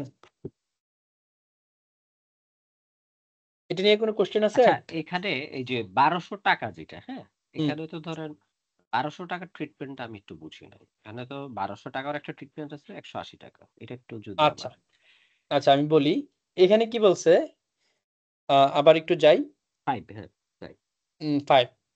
A goodwill impairment loss recognized in IPLC consolidation, leaving goodwill in the consolidated financial position at আচ্ছা দেখেন এখানে কি বলছে, আপনার যে গুডউইল আছে গুডউইলের ক্যারিং অ্যামাউন্ট হচ্ছে 1200 টাকা আছে এখন। এই যে স্টেটমেন্ট অফ ফাইন্যান্সিয়াল পজিশনে আমার গুডউইলের ক্যারিং অ্যামাউন্ট কত? আচ্ছা ও গুডউইলের ক্যারেক্ট বুঝছো এটা consolidated carrying value, financial state এটা কনসোলিডেটেড লিভিং ফিনান্সিয়াল পজিশন, এটা পিএনএল এর কোনো ইমপ্যাক্ট নাই। আচ্ছা আচ্ছা বুঝতে পারছি, যে মানে আমার কনসোলিডেটেড ফাইন্যান্সিয়াল স্টেটমেন্টে গুডউইলের ক্যারিং ভ্যালু হচ্ছে 1200 টাকা। 1200 টাকা ফিনান্সিয়াল পজিশন। স্টেটমেন্ট হ্যাঁ। বললে কিন্তু আবার অনেক কিছু, স্টেটমেন্ট আচ্ছা মানে position, cash flow, P&L, changes in equity, position notes. Financial পজিশনে 1200 হচ্ছে টাকা আছে, এটারও ওয়ার্কিংস আছে নিচে যে 1200 টাকা যে আমার এখন ক্যারিং ভ্যালু আছে, তাহলে আমি প্রিভিয়াসলি ইম্পায়ারমেন্ট কত টাকা চার্জ করছিলাম, গট ইট? এখানে একটা কোশ্চেন আছে যে আমার প্রত্যেকটা অ্যাডজাস্টমেন্টের জন্য আমরা কনসোলিডেশন শিডিউল এবং জার্নাল এন্ট্রি দিতে, এই যে 1200 টাকার হিসাব কিন্তু আমার এই পিএনএল এর সাথে রিলেটেড না, এটা হচ্ছে ওই জার্নাল এন্ট্রির সাথে রিলেটেড, ওই যে আমার যে রিকোয়ারমেন্ট নাম্বার যে 2, গট ইট? Got it. আচ্ছা এটা আমরা করব। তারপর হচ্ছে আমরা এখানে যে যে টেনশনের যে শেয়ার ক্যাপিটাল কম্প্রাইজেস, এটা আমার রিকোয়ারমেন্ট 2 এর সাথে রিলেটেড, এটা আমার রিকোয়ারমেন্ট 1 এর সাথে এটা কোনো কানেক্টিভিটি নাই। আচ্ছা তাহলে আমরা ইম্পায়ারমেন্টের ব্যাপারটা বুঝলাম, এটা তো ক্লিয়ার? ক্লিয়ার। আচ্ছা এই রিটেন আর্নিংস এটা গুডউইলের সাথে related, non controlling interest are measured on the proportionate basis, এটা আমার গুডউইলের সাথে রিলেটেড, এখানে আমার পিএনএল এর কোনো ইমপ্যাক্ট নাই। তাহলে আমাদের এখানে একটা জিনিস আছে শুধু, সেটা হচ্ছে গিয়ে প্রেফারেন্স শেয়ারের যে ডিভিডেন্ড, আমি আমার ইনকাম স্টেটমেন্টে প্রেফারেন্সের ডিভিডেন্ড ইনকাম হিসেবে দেখাইছিলাম না? এই যে ইনকাম হিসেবে আমি দেখাইছি এই ডিভিডেন্ড, এই ডিভিডেন্ড আমার জন্য ইনকাম, টেনশন পিএলসির জন্য ফাইন্যান্স কস্ট, আমরা যে শুরুতে ডিসকাস করে নিছিলাম যে ফাইন্যান্স কস্ট 600 টাকা, মনে আছে আমাদের? হ্যাঁ।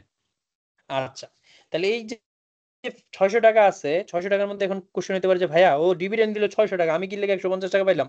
কারণ এই 600 টাকা 25% পাবো আমি। আচ্ছা ওই যে আমার আমি যেহেতু প্রেফারেন্স শেয়ারের পার্সেন্টেজ আমার 25%। 25%, তাহলে আমি 625% 150, তাহলে এই যে আমি প্রেফারেন্স শেয়ারের ইনকাম থেকে আমি এটা বাদ দিয়ে দিলাম, প্রেফারেন্স ডিভিডেন্ডের income 150 less 150, preference dividend paid ও পেড করছিল 600 মাইনাস 150, মানে এটা ইন্টার গ্রুপ সেলস, আর বাকি যেই 450 আছে এটা এক্সটার্নাল পার্টিরে দিছে। সো না এক্সটার্নাল আমার পার্টি আমার জন্য এখানে একটা এখানে এক্সপেন্ডিচার। আচ্ছা, এখানে আমার একটু ইয়ে আছে, জিনিসটা হচ্ছে একটু আমি বলি প্রথমে। যদি হুম প্রেফারেন্স ডিভিডেন্ড পেড যেটা, হ্যাঁ, এটাতে হুম আমি বুঝলাম যে হচ্ছে টেনশনের টোটাল প্রেফারেন্স ডিভিডেন্ড যে ফাইন্যান্স কস্ট 600 টাকা, ঠিক আছে। হ্যাঁ হ্যাঁ হুম তো এখানে আমি এর থেকে আমি লেস করতেছি, অ্যাডজাস্টমেন্ট দিয়েছি 150 টাকা, হুম যেটা যেটা হচ্ছে আমারে যে দিছে। হাইকে দিছে, ঠিক আছে, মানে হুম প্যারেন্টস কে দিছে হুম হুম 150 টাকা। কিন্তু আবার উপরে তো এখানে তো একটা আমি ইনফ্যাক্ট দেখাইছি, আবার এটা আমার 150-এর উপর। কনসলিডেশন শিডিউল, এটা কিন্তু কনসলিডেশন শিডিউল। এখানে কিন্তু আমরা ওই যে নিয়ে আসছি ওই আলাদা করে কিন্তু আর কোথাও দেখায়নি যে প্রেফারেন্স ডিভিডেন্ডস। তাহলে এই যে এখানে রিসিভ থেকে আমি মাইনাস করে দিলাম, মাইনাস করে দিয়ে আমি ইনকাম লেস জিরো করে দিছি। Got it? তো এটা তো না দেখাইলো, আমি যদি উপরে যে প্রেফারেন্স ডিভিডেন্ড রিসিভ, এইটা না দেখাইলো তো চলে। আচ্ছা এখানে আমি বলি, যখন আইসোলেটেড ইনকাম স্টেটমেন্ট হবে তখন এটা তো হ্যাঁ, একটা ইনকাম। হ্যাঁ, আর যখন আইসোলেটেড ইনকাম স্টেটমেন্ট হবে না, হুম। তখন কনসোলিডেটেড যখন হবে তখন তো এটাকে ইলিমিনেট করতে হবে। আচ্ছা এখন কোশ্চেন এসেছে যে আমি এটা এখানে না দেখায় তো, আচ্ছা এটা আমরা বাদ দিয়ে দিতে পারি, কোনো প্রবলেম নাই। এই যে এটা না দেখে আমি এখান থেকে বাদ দিয়ে দিলাম, তাই তো? হ্যাঁ, আমি তো এটা বলতেছি, ওইটা তো আসলে আলটিমেটলি আমার এখানে কনসোলিডেশন শিডিউলে কোনো ইম্প্যাক্ট তো নাই। কোনো ইম্প্যাক্ট নাই, ইম্প্যাক্ট নাই, বাট আমার এখানে ইনকামটা দেখাইতে হবে যে এটা আমার আসলে আলটিমেটলি ইনকাম ছিল। And you have to keep track না, যে আমার ইনকাম যেটা আছে এটার তো ট্রেস রাখতে হবে। ওকে, ওকে, ওকে। আচ্ছা এখন কোশ্চেন হলো যে ভাই হাই পিএলসির তো আরো ইনকাম আছে, এই যে ডিভিডেন্ড এটাও আমরা এখান থেকে লেস করে দিতে পারি। এই যে 4800 টাকা আছে অর্ডিনারি ডিভিডেন্ড। আচ্ছা এটা ইউর কোশ্চেন ইজ জাস্টিফাইড, এটা আমরা এখানে হাইড করে দিলেও কিছু আসে যায় না। Got it? তো ঠিক। আর এখানে রাখলেও কোনো কোনো প্রবলেম নাই। আচ্ছা ঠিক আছে, না আমি তো জিনিসটা বললাম যে হুম হুম না, এটা সমস্যা নাই। তারপর হচ্ছে মাবির অর্ডিনারি ভাই ডিভিডেন্ড আমরা এখানে মাবির ভাই রাখতে পারি। আছে, সুজন ভাই আছে, ওনারা জিনিসটা উঠছে কিনা। হ্যাঁ আমি এই মাবির বুঝছেন, ঘটনা বুঝছেন তো? জি ভাই, বুঝতে পারছি, সমস্যা নেই। তবে সব ইনকামই এখানে রাখা উচিত, রেখে এখান থেকে এলিমিনেট করা উচিত, যেন আমার ট্রেস থাকে যে আমরা আসলে কি এলিমিনেট করলাম। বুঝছেন রাহান? হ্যাঁ, তা এই এখন ঠিক আছে যে আমার কিনা কয় এতক্ষণ তো একটা দেখাচ্ছি, একটা দেখাচ্ছি না। হুম হুম হুম, এখন ঠিক আছে, এখন ক্লিয়ার। আচ্ছা এখন এই যে প্রেফারেন্স ডিভিডেন্ডের তাহলে আমার কি ট্রিটমেন্ট হবে? হাইয়ের প্রেফারেন্স ইনকাম, ইনকাম রে ডেবিট করে দিলাম, কমে গেল। সিমিলটেনিয়াসলি টেনশনের ফাইন্যান্স এক্সপেন্স ক্রেডিট করে দিলাম, কমে গেল 150 টাকা। Got it?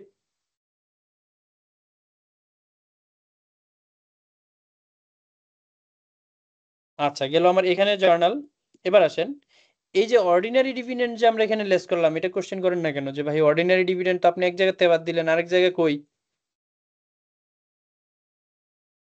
ওই যে হাই আচ্ছা, I ordinary dividend income, dividend income debit tension. Ordinary dividend কই থেকে দেই আমরা? আমার রিটেন আর্নিংস থেকে। Written earnings. রিটেন আর্নিংস তো আমাদের এখানে নাই। রিটেন আর্নিংস যখন আমরা করবো তখন এটা রিটেন আর্নিংস থেকে বাদ দিয়ে দিব। রিটেন আর্নিংস ক্রেডিট, তাহলে কত? 4800, 4800 হইল? ইলিমিনেট হইল?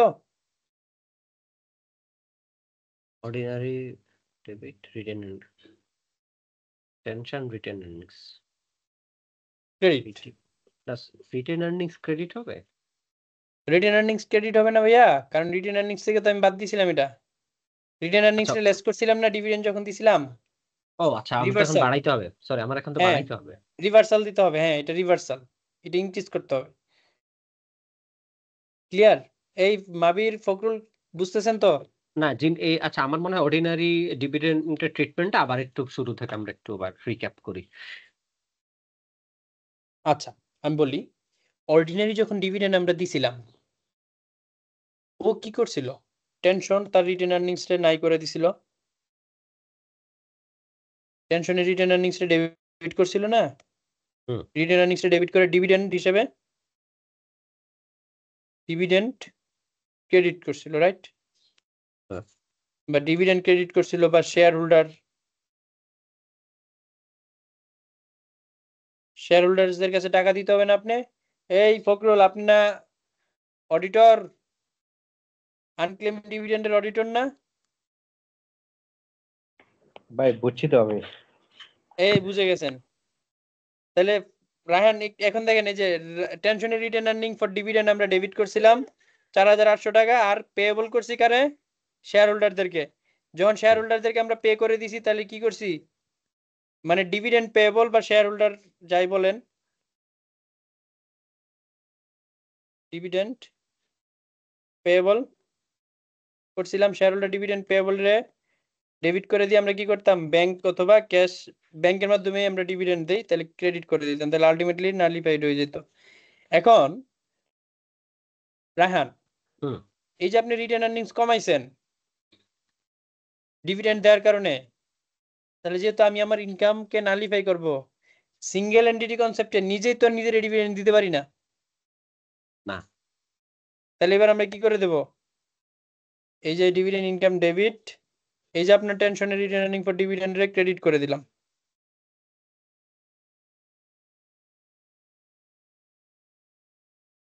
তাহলে এই 4,800 টাকা আমরা কি করলাম? ইলিমিনেট করলাম আমার ইনকাম থেকে। আমি ইনকাম কমাই দিছি, তাহলে আরেকজনের রিটেন আর্নিংস বাইরে গেছে না? ও তো রিটেন আর্নিংস ডিস্ট্রিবিউট করে দিছিল। হুম। এটা কিন্তু ওটা বাড়া। কনসলিডেটেড কনসেপ্টে, সিঙ্গেল বুঝছি। এন্টিটি কনসেপ্টে কিন্তু আবার আপনার রিটেন আর্নিংস কমই থাকবে। যখন কনসলিডেশন করবেন তখন এই রিটেন আর্নিংস এর উপরে ইমপ্যাক্ট পড়বে। ক্লিয়ার? Clear. আচ্ছা, এবার আসেন আমরা যাই নেক্সট। ফাইন্যান্স ইনকাম ইন্টারেস্ট 350, যা যা আছে ওই যেখান থেকে ইনকাম স্টেটমেন্টে চলে আসছে। ইনকাম ট্যাক্স আমার ওই যে এখান থেকে ইন্ডিভিজুয়াল যা যা আছে আমরা তা নিয়ে আসছি, কারণ এখানে কোনো অ্যাডজাস্টমেন্ট নাই। সো এই হচ্ছে আমার কনসলিডেটেড, মানে কনসলিডেশন শিডিউল। এবার আসেন, ফখরুলের যে কোশ্চেনটা ছিল যে ভাইয়া আমি তো 700 টাকার 80% পাবো, তাহলে আমি 700 টাকায় কেন এখানে লেস করতেছি? তাহলে এই কোশ্চেনের অ্যান্সারটা হচ্ছে, এই যে টেনশন লিমিটেডের যা প্রফিট আছে, অ্যাডজাস্টেড প্রফিট, এইটার 20% যতটুকু আমার কন্ট্রোলিং না, 20% আমি দিয়ে দেবো নন কন্ট্রোলিং ইন্টারেস্ট রে, মানে বাকি যারা শেয়ার হোল্ডার আছে। বুঝতে পারছেন ফখরুল? জি ভাই। আচ্ছা, এই যে 3650 টাকা আমরা দিয়ে দিলাম নন কন্ট্রোলিং ইন্টারেস্ট রে। আর এই যে কনসোলিডেটেড প্রফিট যেটা আমি নিয়ে আসছি ক্যারি করে, এখান থেকে সবগুলো আমি যে item line by line link করে দিছি, দিয়ে এখানে যেটা নিয়ে আসছি যে 41,920, এই 41,920 তা আমার প্লাস নন কন্ট্রোলিং, প্লাস আমার যে ইনভেস্টমেন্ট আছে ইকুইটি, সরি কনসোলিডেটেড ইনভেস্টমেন্ট আছে 80% সহ। বুঝতে পারছেন তো? এখানে এখানে হচ্ছে হুম। ধরেন মানে হাই প্লাস টেনশন 80% প্লাস 20%। তাহলে এখানে এই 20% আমরা কি করব? এখান থেকে আমরা টেনশনের এই ডিরেক্টলি যদি আপনি এখান থেকে 20% দিতে যান তাহলে আপনি মিলবে না, কারণ হচ্ছে এখানে টোটাল হাই প্লাস টেনশনের, কিন্তু নন কন্ট্রোলিং ইন্টারেস্ট তো টেনশনের টাকা পাবে না, সরি হাইয়ের টাকা পাবে না, ও পাবে টেনশনের টাকা। তাহলে টেনশনের এই প্রফিটটা আমরা বের করে নিলাম কনসলিডেশন শিডিউল থেকে, অ্যাডজাস্টেড প্রফিট। আর এই যে 41,920 টাকা আছে, এই টোটাল টাকাটার মধ্যে নন কন্ট্রোলিং এর টাকা পরিশোধ করে দিলে বাকি যা থাকবে সবই হচ্ছে গিয়ে আপনার হাই পিএলসির। বুঝতে পারছেন? এটা হচ্ছে ব্যালেন্সিং চার্জ। মাবির, আপনার কোনো কোশ্চেন আছে? মাবিরের অনেকক্ষণ যাবত কোনো আওয়াজ নাই। ভাই শুনতেছি আমি। আচ্ছা, আপনার কোনো কোশ্চেন আছে? এটা বুঝতে পারছেন যে অ্যাট্রিবিউট কিভাবে হইছে? হ্যাঁ, এটা বুঝতে পারি। 80% আর 20%, মানে ওই যে এই আমরা যে যতটুকু অ্যাকোয়ার করবো অতটুকু, হুম। বাকিটা এনসিআই তে চলে যাবে।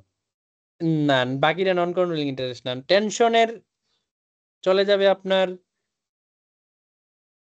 20% নন কন্ট্রোলিং এ, 80% আমাদের কাছে। সো আমরা এটা এখানে ব্যালেন্সিং করবো। এটা আপনারা একটু জাস্ট দেখলে বুঝে যাবেন যে ব্যালেন্সিংটা কিভাবে হইছে। মানে আসেন ভাই যে এবার অনার্স হাই, এটাতে তো 80% যাবে না, আর বাকিটা তো ওই এই টেনশনের 20% আমরা দিয়ে দেবো টেনশন ইয়াকে, নন কন্ট্রোলিং কে। হ্যাঁ ওইটাই তো ভাই আর এনসিআই যে না, টোটাল কনসলিডেটেড প্রফিট আছে এটার থেকে 20% বাদ দিলে যা থাকবে বাকিটা সেটাই হচ্ছে আমাদের। আমার। মানে এটাকে যদি আমরা এ ধরি, এটা যদি এ হয়, এটা যদি বি হয়, তাহলে এটা হচ্ছে এ মাইনাস বি। বুঝতে পারছেন? এটা হচ্ছে ব্যালেন্সিং চার্জ। আচ্ছা, এবার আসেন যাই আমরা এই যে এখানে যে অর্ডিনারি শেয়ারের কি ইস্যুস আছে, আরেকটা হচ্ছে আমার এই যে রিটেন আর্নিং। চলেন আমরা একটা এখন স্টেটমেন্ট অফ ফিনান্সিয়াল পজিশন যখন আপনি করতে যাবেন, প্রতিনিয়ত আমরা যে জিনিসটা করি সেটা হচ্ছে গিয়ে গুডউইল ক্যালকুলেশন করতে হয় আমাদের। এখানে যে 1200 টাকার একটা কোশ্চেন ছিল আপনার, সেটা হচ্ছে গিয়ে দেখেন আমরা যখন গুডউইল কনসিডারেশন করি তখন আমরা হিসাব করি যে net asset value at the acquisition date. আমরা যখন একটা কোম্পানিকে অ্যাকোয়ার করব, ওই যেদিন পারচেজ করতেছি ওই দিনে কোম্পানির অ্যাসেট ভ্যালু কত আছে, মানে কোম্পানির ভ্যালু কত আছে, আর আমি কোম্পানিকে কত টাকা অফার করতেছি। তো যখন কোম্পানির যে ভ্যালু থাকে, এই যে দেখেন কোম্পানির ভ্যালুটা আমরা বের করছি এখানে, যে কোম্পানির শেয়ার ছিল 5000, এই যে এখানে দেয়া আছে আপনার, এই যে 10,000 শেয়ার 50 পয়সা করে হলে 5000, আর রিটেন আর্নিংস আছে কত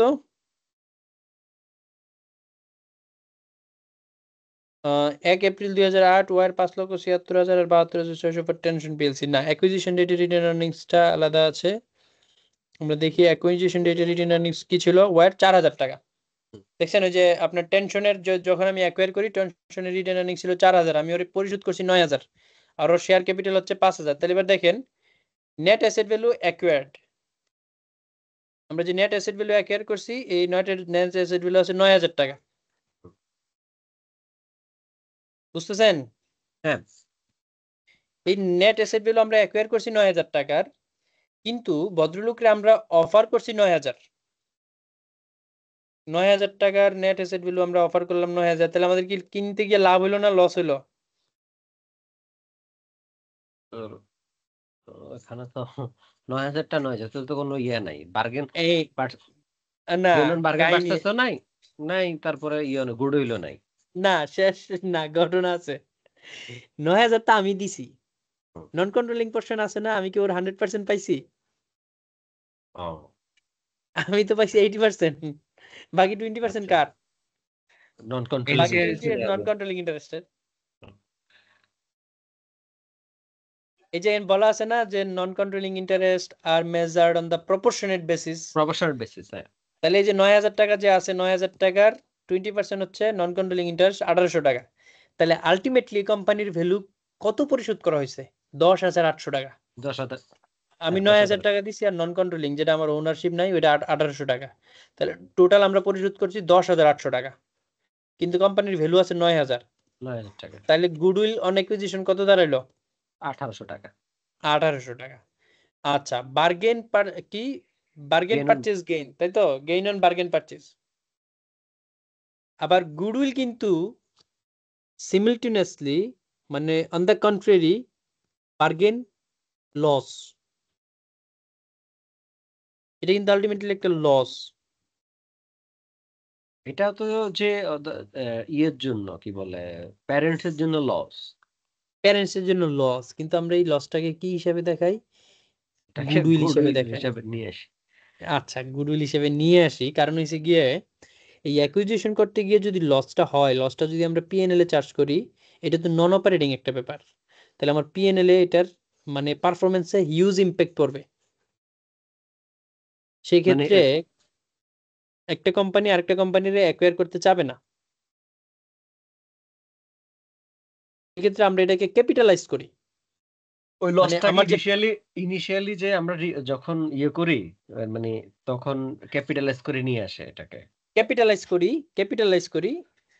করি এবং সাবসিকুয়েন্টলি আমরা ইম্পায়ারমেন্ট এক্সপেন্স হিসাবে আস্তে আস্তে এটাকে ইম্পায়ারমেন্ট চার্জ করে করে নালিফাই একটা সময় এটা হয়ে যায়।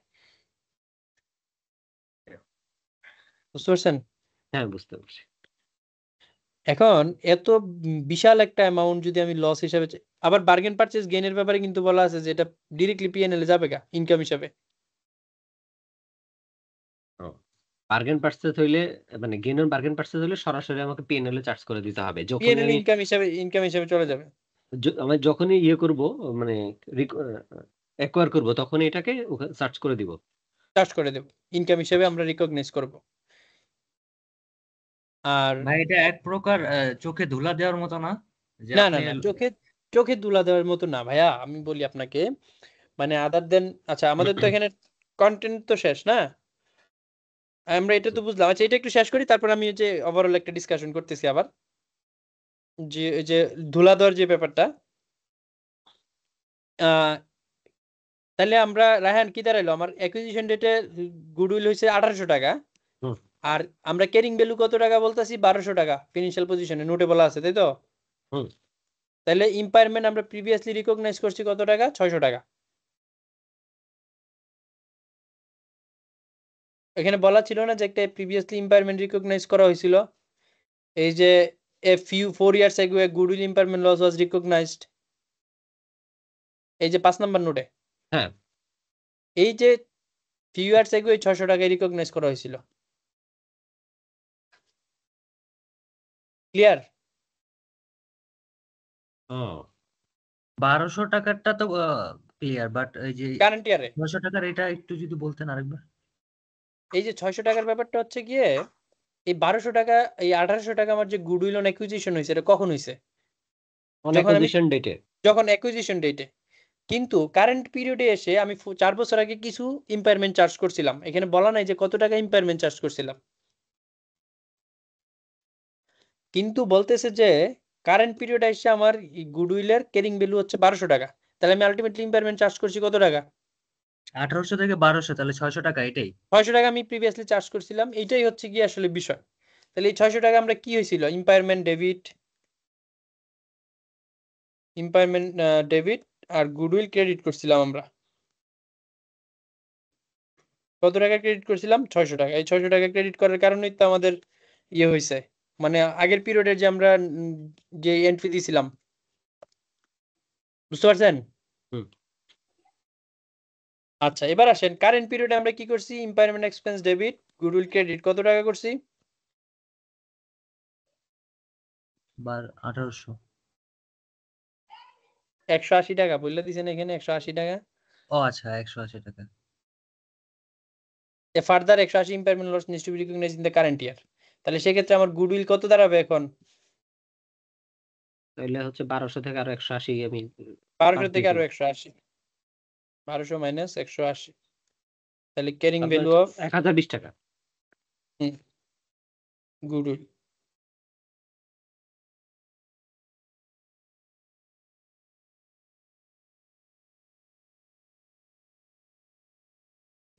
টাকা।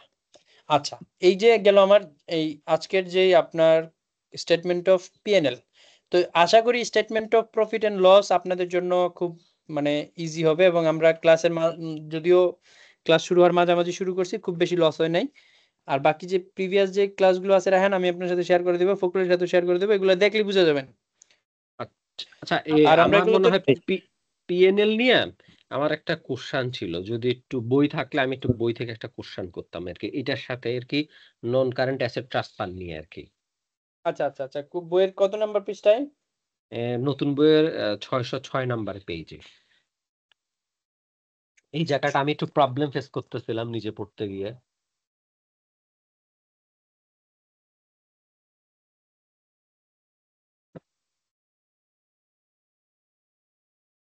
আমি হচ্ছে 606 যে- নাম্বার পেজ, হ্যাঁ। হ্যাঁ বলেন। এই যে 6 নাম্বার পেজে, হ্যাঁ, যে এখানে কনটেক্সট এক্সাম্পল নন কারেন্ট অ্যাসেট ট্রান্সফার, হ্যাঁ, আচ্ছা যেখানে আমার যে কাছে বলছে সফট কপি আছে, আমি বইটা ওপেন করতেছি। আচ্ছা আমাদের তাহলে আজকে ক্লাস এই ওয়ার্কিংস এখানেই শেষ। হ্যাঁ, আপনার পিএনএল এর ক্লাস এখানে শেষ। আমরা এখন দেখি আপনার ওই যে কোশ্চেনটা নিয়ে আমরা একটু করি, দেখি কি কোশ্চেন আছে, তারপর আমরা আবার এক্সেল আসতেছি। আর মাবির ওই যে আপনার যে ব্যাপারটা ছিল যে ভাইয়া গুডউইলের ব্যাপারটা কি দোয়াশা কিনা, ওটা আমি আপনাকে ওইটা নিয়ে আমরা পরে ডিসকাস করছি। 606। আমার মনে হয় আমার যে কোশ্চেনটা, আমাদের কোশ্চেনটাতে আমাদের হাইপিএলসি সেকেন্ড যে রিকোয়ারমেন্টটা, এটার সাথে অনেকটা ভ্যালিড। আচ্ছা এই কোশ্চেনটা করেন তো রায়হান, কি হয়েছে এখানে? এখানে জিনিসটা হচ্ছে যে আমি যেখানে যে জার্নাল গুলা দিছে, হ্যাঁ, জার্নাল গুলা আমি একটু বুঝতে হচ্ছে যে আমি দেখলাম এই স্টেপ 1 স্টেপ 2 যে জার্নালটা দিছে, এই দুইটা মনে হয় কি আমার পিএনএল এর সাথে রিলেটেড। আর প্রথম যে জার্নালটা, এটা কি ফাইন্যান্সিয়াল পজিশনের সাথে রিলেটেড কিনা, আপনি এই জিনিসটা একটু শুরু থেকে যদি আমরা একটু বুঝাই দিতেন আর কি, দেখি। আচ্ছা আচ্ছা আচ্ছা, আমি বুঝতে পারছি বুঝতে পারছি। আচ্ছা দেখেন, ওই যে আমরা যেটা করছিলাম নন কারেন্ট অ্যাসেটস যে ট্রান্সফার, হ্যাঁ, তাহলে হ্যাঁ। আমরা এক্সেলে আবার যাই। এই আপনারা একটু অ্যাটেনশন দিয়েন। আসেন দেখেন আমরা এখানে কি করছিলাম, জার্নাল গুলো কই দিলাম, আর নিচে নিচে না সাইডে হারাই গেছে। সেভ করেন নাই? এটা তো অটো সেভ হওয়ার কথা। ফুল থাকবে। Screen, full screen কনসামশন P&L. Save হয় নাই।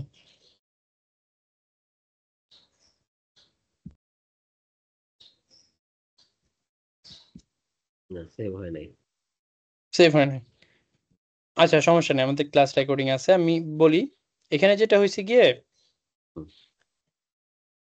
সেভ তো হওয়ার কথা, আমি তো অটো সেভ করি অলওয়েজ। আচ্ছা যাই হোক, মিস্টেক হয়েছে এটা। আচ্ছা প্রবলেম নাই। আচ্ছা দেখেন এখানে কি বলছে, যে আপনি এখানে যে গেইন হয়েছে যে প্রফিট স্টেপ 1-এ, তাহলে আমরা স্টেপ 1-এ তখন জার্নালটা কি দিছিলাম, এইখানেই যাই। এটা কি আমরা ওই ফাইলটাই ওপেন করছি? এটা অন্য ফাইল লাগতেছে আমার কাছে। আচ্ছা এটা রিচেক আমরা করে ক্লোজ নেন, করে দিই, রিচেক করে নেন। ক্লোজ উইন্ডো ক্লোজ করে দিই। এই যে আছে। আছে আছে। আমরা কি করছিলাম এখানে, এই যে কস্ট অফ সেলসটা ডেবিট করছিলাম, নন কারেন্ট অ্যাসেটসটা ক্রেডিট করছিলাম, এই যে 3000 টাকা যে গেইন হয়েছে, হুম তাই তো? হুম এখানে কি করছে, এই যে ঠিক আছে তো, debit sellers profit or loss for the year, profit created, non current assets carrying amount in the statement. আচ্ছা আমি বদলি, এখানে আপনার গঠনটা কি হয়েছে? হুম। গঠনটা হয়েছে গিয়ে দেখেন, সিম্পল বিষয়। ও যে প্রফিট হয়েছিল, এই প্রফিটটা কি করছিল, সে কস্ট অফ সেলস এর সাথে নেটিং অফ করছিল, মানে কস্ট অফ সেলস কমাই দিছিল।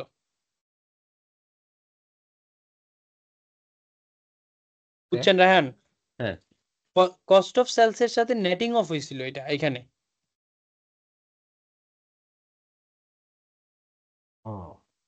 বুঝতেছেন না? দেখেন আমি যখন বলছি যে আমার কস্ট অফ সেলস হচ্ছে এই 100 টাকা, তো আমি কি করছি, যখন আমি কস্ট অফ সেলসে আমি যখন একটা অ্যাসেট বেচছি, আমি অ্যাসেট বেচাটার যে গেইন অন সেল অফ পিপি আমি বললাম 3000 টাকা, হ্যাঁ, তাহলে 3000 এর অর্থে আমরা 3 টাকা ধরি, তাহলে আমি কি করছি, নেট কস্ট অফ সেলস 103 টাকা না, লেস আচ্ছা, করলে কি হয়, বাড়ে না কমে? কমে কমে, সরি। তাহলে যে কস্ট অফ সেলস আমি কি করছিলাম, যে গেইন যে হয়েছিল বেচা, এই গেইনটা আমি কি করছি এখানে নেট অফ করে দিছিলাম। নেট অফ করে দিছিলাম। তাহলে নেট অফ যেহেতু আমি করে দিছি, এবার কি করছি, গেইনটা আমি এলিমিনেট করতে হবে, তাহলে এলিমিনেট করতে গিয়ে কি করছি, আমি যে বাড়াই দিছি, দেখছেন? হ্যাঁ, কস্ট অফ সেলস এটা মাইনাস তো করতে মাইনাস, গেলে এটা তো এক্সপেন্স, তাহলে আমি এক্সপেন্স বাড়াই দিলাম।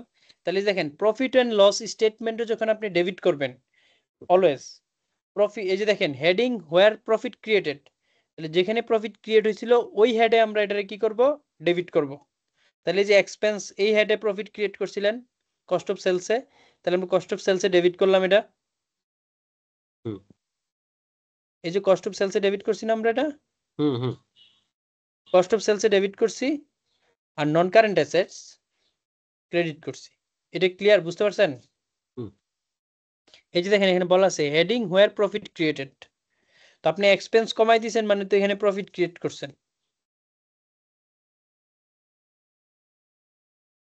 আসেন এবার আমরা আরেকটা ইমাজিনারি মেথডে যাই, সেটা হচ্ছে আপনি কস্ট অফ সেলসে চার্জ না করে রেভিনিউতে দেখাইছেন, তাহলে কি করতেন রায়হান?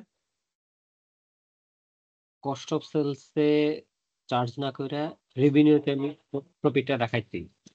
হ্যাঁ প্রফিটটা দেখাইছি, তাহলে আমরা কি করতাম, সেক্ষেত্রে আমরা রেভিনিউরে ডেবিট করে দিতাম। তাহলে যদি রেভিনিউরে ডেবিট করেন তাহলে কি হইলো, আলটিমেটলি তো কস্ট অফ সেলস বাইরে যেত, আলটিমেটলি রেভিনিউরে ডেবিট করা মানে আলটিমেটলি আমার রেভিনিউ কমে গেছে, কমে তাহলে গেছে আমার আর কি। Profit and loss statement debit হইছে। হ্যাঁ ক্লিয়ার, এটা বুঝতে পারছেন তো? হ্যাঁ, বুঝতে পারছি।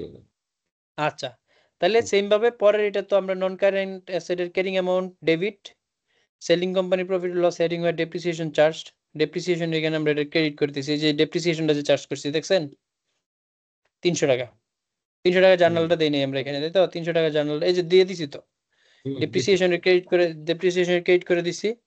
আর নন কারেন্ট অ্যাসেটের ক্যারিং অ্যামাউন্ট ডেবিট, মানে কি অ্যাকুমুলেটেড ডেপ্রিসিয়েশন তো আমরা বাদই দেই, নন কারেন্ট অ্যাসেটের ক্যারিং অ্যামাউন্ট থেকে বাদ দিই না। হুম।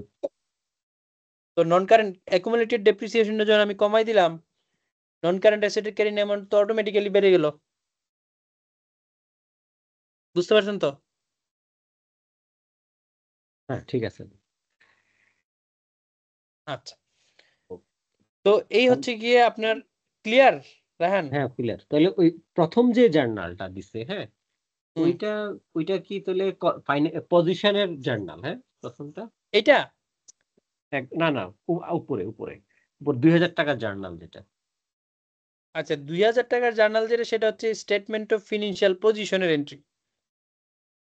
আচ্ছা, এটা স্টেটমেন্ট অফ ফিনান্সিয়াল পজিশনের এন্ট্রি এখানে আসবে না, কারণ হচ্ছে কি আলটিমেটলি এই যে দেখেন আমার স্টেটমেন্ট অফ ফিনান্সিয়াল পজিশনে ইম্প্যাক্ট কত টাকার পড়তেছে, ইম্প্যাক্ট পড়তেছে কত টাকার, এই যে দেখেন 3000, এই যে 2700 টাকার ইম্প্যাক্ট পড়তেছে।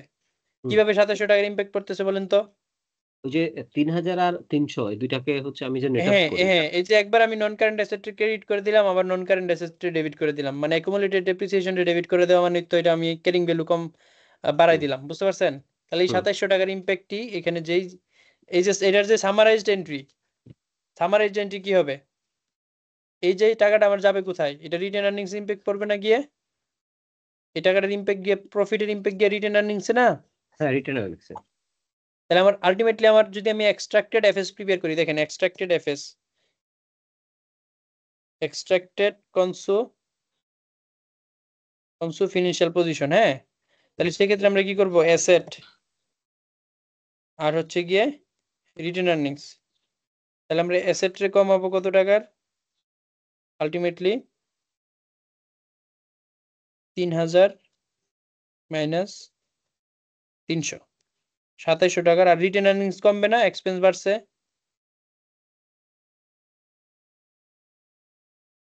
এই যে এখানের এই যে 2700 টাকার ইম্প্যাক্ট গিয়ে পড়বে না আমার রিটেন আর্নিংসে, হুম। পিএনএল এর থ্রু হয়ে গিয়ে এই যে হইলো নি আমার asset are written earnings মিললো, equal plus ওই ম্যাচ করছে, ও বুঝতে ঠিক আছে। পারছেন? এই যে এটা আবার এই যে এই ইম্প্যাক্ট এটাই এটা না এবার বুঝতে পারছি। ঠিক আমরা আছে। যখন জার্নাল করব এটার এক্সট্রাক্টেড এফএস কি হবে এটা একটু দেখতে হবে আমাদের, যে আমাদের এফএস কি আসলে কি ইম্প্যাক্ট করবে। হ্যাঁ, ওকে ওকে ডক্টর ঠিক আছে। কোনো কোশ্চেন আছে? না ভাই, এটা নিয়ে কোশ্চেন নাই, বাট আর আরেকটা জিনিস ব্যাপার ভাই, সেটা হচ্ছে ওয়ার্কিংটা দেওয়া কি ম্যান্ডেটরি? যেহেতু আমাদের ওয়ার্কিংটা মানে একটা না, ওয়ার্কিংটা ছাড়া আপনি আসলে মিলাইতে পারবেন না তো, ওয়ার্কিংস করেই তো দেখবেন পরীক্ষা হলে হারাই যাবেন গা, বুঝতে পারছেন? মানে ওয়ার্কিংসটা যদি আপনি না করেন আপনি এইগুলার এই কমপ্লেক্সিটি ট্রেস রাখতে পারেন না, আর পরীক্ষা হলে তো টাইম শর্ট, আপনি হ্যাঁ যখন ওই কারণে ওয়ার্কিংসটা করবেন আপনার ট্রেস থাকবে। বর্তমানে এখন ভাই আমি ভাই যেটা ওয়ার্কিং ছাড়া আনসার করতে পারবো, ওটা কি ওয়ার্কিং ছাড়া আনসার করা বেটার হবে না? যদি খুব শর্ট হয় আপনি ওয়ার্কিং ছাড়া আনসার করতে পারেন, সমস্যা নেই, আপনি এখানেও লিখে দিতে পারেন যে রেভিনিউ, এই ধরেন যদি এইটা প্লাস এটা, বুঝতে পারছেন, এটা প্লাস এটা এখানে লিখে দিতে পারেন, রেভিনিউর সাথে যে আমরা ওয়ার্কিং টু রেফার করছি না, আপনি এখানে লিখে দেন যে আপনি কি কি করছেন এখানে, 2,74,500, 2,74,500, এক্সামিনার যেন বুঝে যে আপনি এই রেজাল্ট আউটকামটা কিভাবে আনছেন। হ্যাঁ ওটাই বলতেছিলাম আর কি, মানে আমরা ফুল ওয়ার্কিংটা না করে এভাবে মাইনাস করতে পারি কিনা। 3,500, হ্যাঁ এই যে দেখেন এই সবটার আউটকাম এটা, তাহলে আপনি যখন পরীক্ষা হলে এমনি করতে যাবেন দেখবেন একটু পরে খেয়ে হারাই ফেলছেন যে আসলে কই থেকে যেন কি আনলাম কি আনি নাই, বুঝতে পারছেন? আচ্ছা বুঝতে পারছি ভাই, ওকে। আর কনসোলিডেশনের স্ট্যান্ডার্ড ওয়ার্কিংস হচ্ছে যে এই যে ওয়ার্কিংসটা, এই ওয়ার্কিংসটা করে ফেললে আপনার কনসোলিডেশন মোটামুটি ডান, এখানে জাস্ট আপনি আইনা ফিগার গুলো বসাই দিবেন, বুঝতে পারছেন? ভাই ওয়ার্কিংস আমরা যদি কোম্পানি অ্যাপেস করি সেক্ষেত্রে কি এটা এভাবে করলে মনে হয় ইজি হবে না আমাদের জন্য? হ্যাঁ, এই ওয়ার্কিংসটা করলে তো আপনাদের জন্য ইজি, ওয়ার্কিংস তো আপনি মুভমেন্ট দেখতে পারতেছেন, হুম, হুম। দেখেন ওয়ার্কিংস কিন্তু ফিনান্সিয়াল রিপোর্টিং এর কোনো কিছু না। আমরা ফিনান্সিয়াল রিপোর্টে কখনোই ওয়ার্কিংস দেখাই না। ওয়ার্কিংস হচ্ছে আপনার ফিনান্সিয়াল স্টেটমেন্ট প্রিপেয়ার করার জন্য, আপনার নিজস্ব ওয়ার্কিংস, আপনার লাইফ ইজি করার জন্য। এটা কোনো রিপোর্টিং প্যাক না, বুঝতে পারছেন? সেটা বুঝছি ভাই, বাট বলতেছিলাম যদি মানে আমি যদি অপরপক্ষে থাকি, মানে আমার মানে এখন যেখানে আছি এখানে তো অপরপক্ষে থাকি, আমি যদি কোম্পানির ফিনান্সিয়াল স্টেটমেন্ট আমি প্রিপেয়ার করি, সেক্ষেত্রে তো আমার এই ওয়ার্কিংটা দিয়ে ইজিলি করতে পারবো। হ্যাঁ, এই ওয়ার্কিংসটা দিয়ে আপনি ইজিলি করতে পারবেন, আপনি রিয়েল লাইফে এটা করতে পারবেন, এটা অ্যাপ্লাই করতে পারবেন। এবং এটাই হচ্ছে কি স্ট্যান্ডার্ড ফরম্যাট কনসলিডেশনের, বুঝতে পারছেন? আচ্ছা, তাহলে মাবির আপনার কোনো কোশ্চেন আছে ভাইয়া? ভাইয়া কোশ্চেনটা হচ্ছে যে আমাদের যে ওয়ার্কিংস করতেছে না, যে অ্যাডজাস্টমেন্ট গুলো হুম থাকে 5টা বা 7টা, যখন হুম কনসেন্ট্রেশন করতে যাই তখন আসলে খুব ভেজাল লাগে যায়, মানে এটা আসলে কিভাবে ওভারকাম করা প্রচুর যায় আসলে? প্র্যাকটিস করতে হবে, প্রচুর প্র্যাকটিস করতে হবে ভাইয়া। মানে একটা অ্যামাউন্ট যে কই থেকে আসতেছে কি করতেছে, মানে এটা ভাবতে ভাবতে অনেক সময় লাগে, এটা নিয়ে খুব টেনশনে আছি ভাই। আমি বুঝতে পারছি, এটা এটা এটা একটা প্র্যাকটিসিং এর ল্যাবস। প্র্যাকটিস করলে আপনি এটা ঠিক হয়ে যাবে। যে রায়হান হচ্ছে আই উইটনেস। আমি যখন সিএমএ তে আপনার কনসলিডেশন মানে সিএ তে আসার পরে যখন সিএমএ তে ফার্স্ট কনসলিডেশন পরীক্ষা দেই, খুব ইজি একটা কনসলিডেশন ছিল, ওটা পারি নাই আমি পরীক্ষার হলে। আপনার ওই যে অ্যাসোসিয়েট সহ আমি কনসলিডেটেড করে দিয়ে আসছিলাম। এটা ব্যাক ইন 2020 তে, হ্যাঁ, 2020 সালের ঘটনা। সিএম এর তো ওইখানে যখন আমি এটা পারি নাই, আমি সি পাইছিলাম, তো খুব রাগ হয়েছিল যে কনসলিডেশন কি জিনিস দেখতে হবে। তো ওই একটা রাগের কারণে আমি সিএমএ তে 2টা সাবজেক্ট পাস করছি, সিএ তে 2টা সাবজেক্ট পাস করছি কনসলিডেটেড রিলেটেড কোশ্চেনে, তাও ওগুলো আবার ফার্স্ট অ্যাটেম্পটে, বুঝতে পারছেন? জি ভাই। তো এখন এটা কিভাবে হয়েছে? রাগের কারণে হয়েছে? না, রাগের কারণে হয় না। এটা হয়েছে কি আপনি ওই যে রাগ ওঠার কারণে যে আপনি যে প্র্যাকটিস করছেন, প্র্যাকটিস করার কারণে পরীক্ষা হলে যেই ধরনের কনসলিডেশনে আসুক আপনার জন্য এটা ইজি হয়ে যাবে, বুঝতে পারছেন? জি আর ভাই, মানে একটা ম্যাথ যতবার পর্যন্ত মানে একবারে সহজে ক্লি- না করা যায় ততবার প্র্যাকটিস করতে হবে, তাই তো নাকি? ততবার প্র্যাকটিস করতে হবে, এক্স্যাক্টলি। আর একটু ডিপ আন্ডারস্ট্যান্ডিং নিতে হবে যে এটার ইম্প্যাক্ট কি হয়েছে, বুঝতে পারছেন? জি ভাই।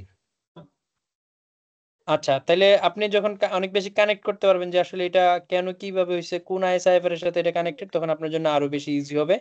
আচ্ছা, গেল এটা একটা বিষয়। আরেকটা বিষয় হচ্ছে যে আমাদের যে কোশ্চেনটা ছিল যে গুডউইলের যে ব্যাপারটা, যে ভাইয়া এটা তো একটা ব্লাফ না, এটা ব্লাফ না।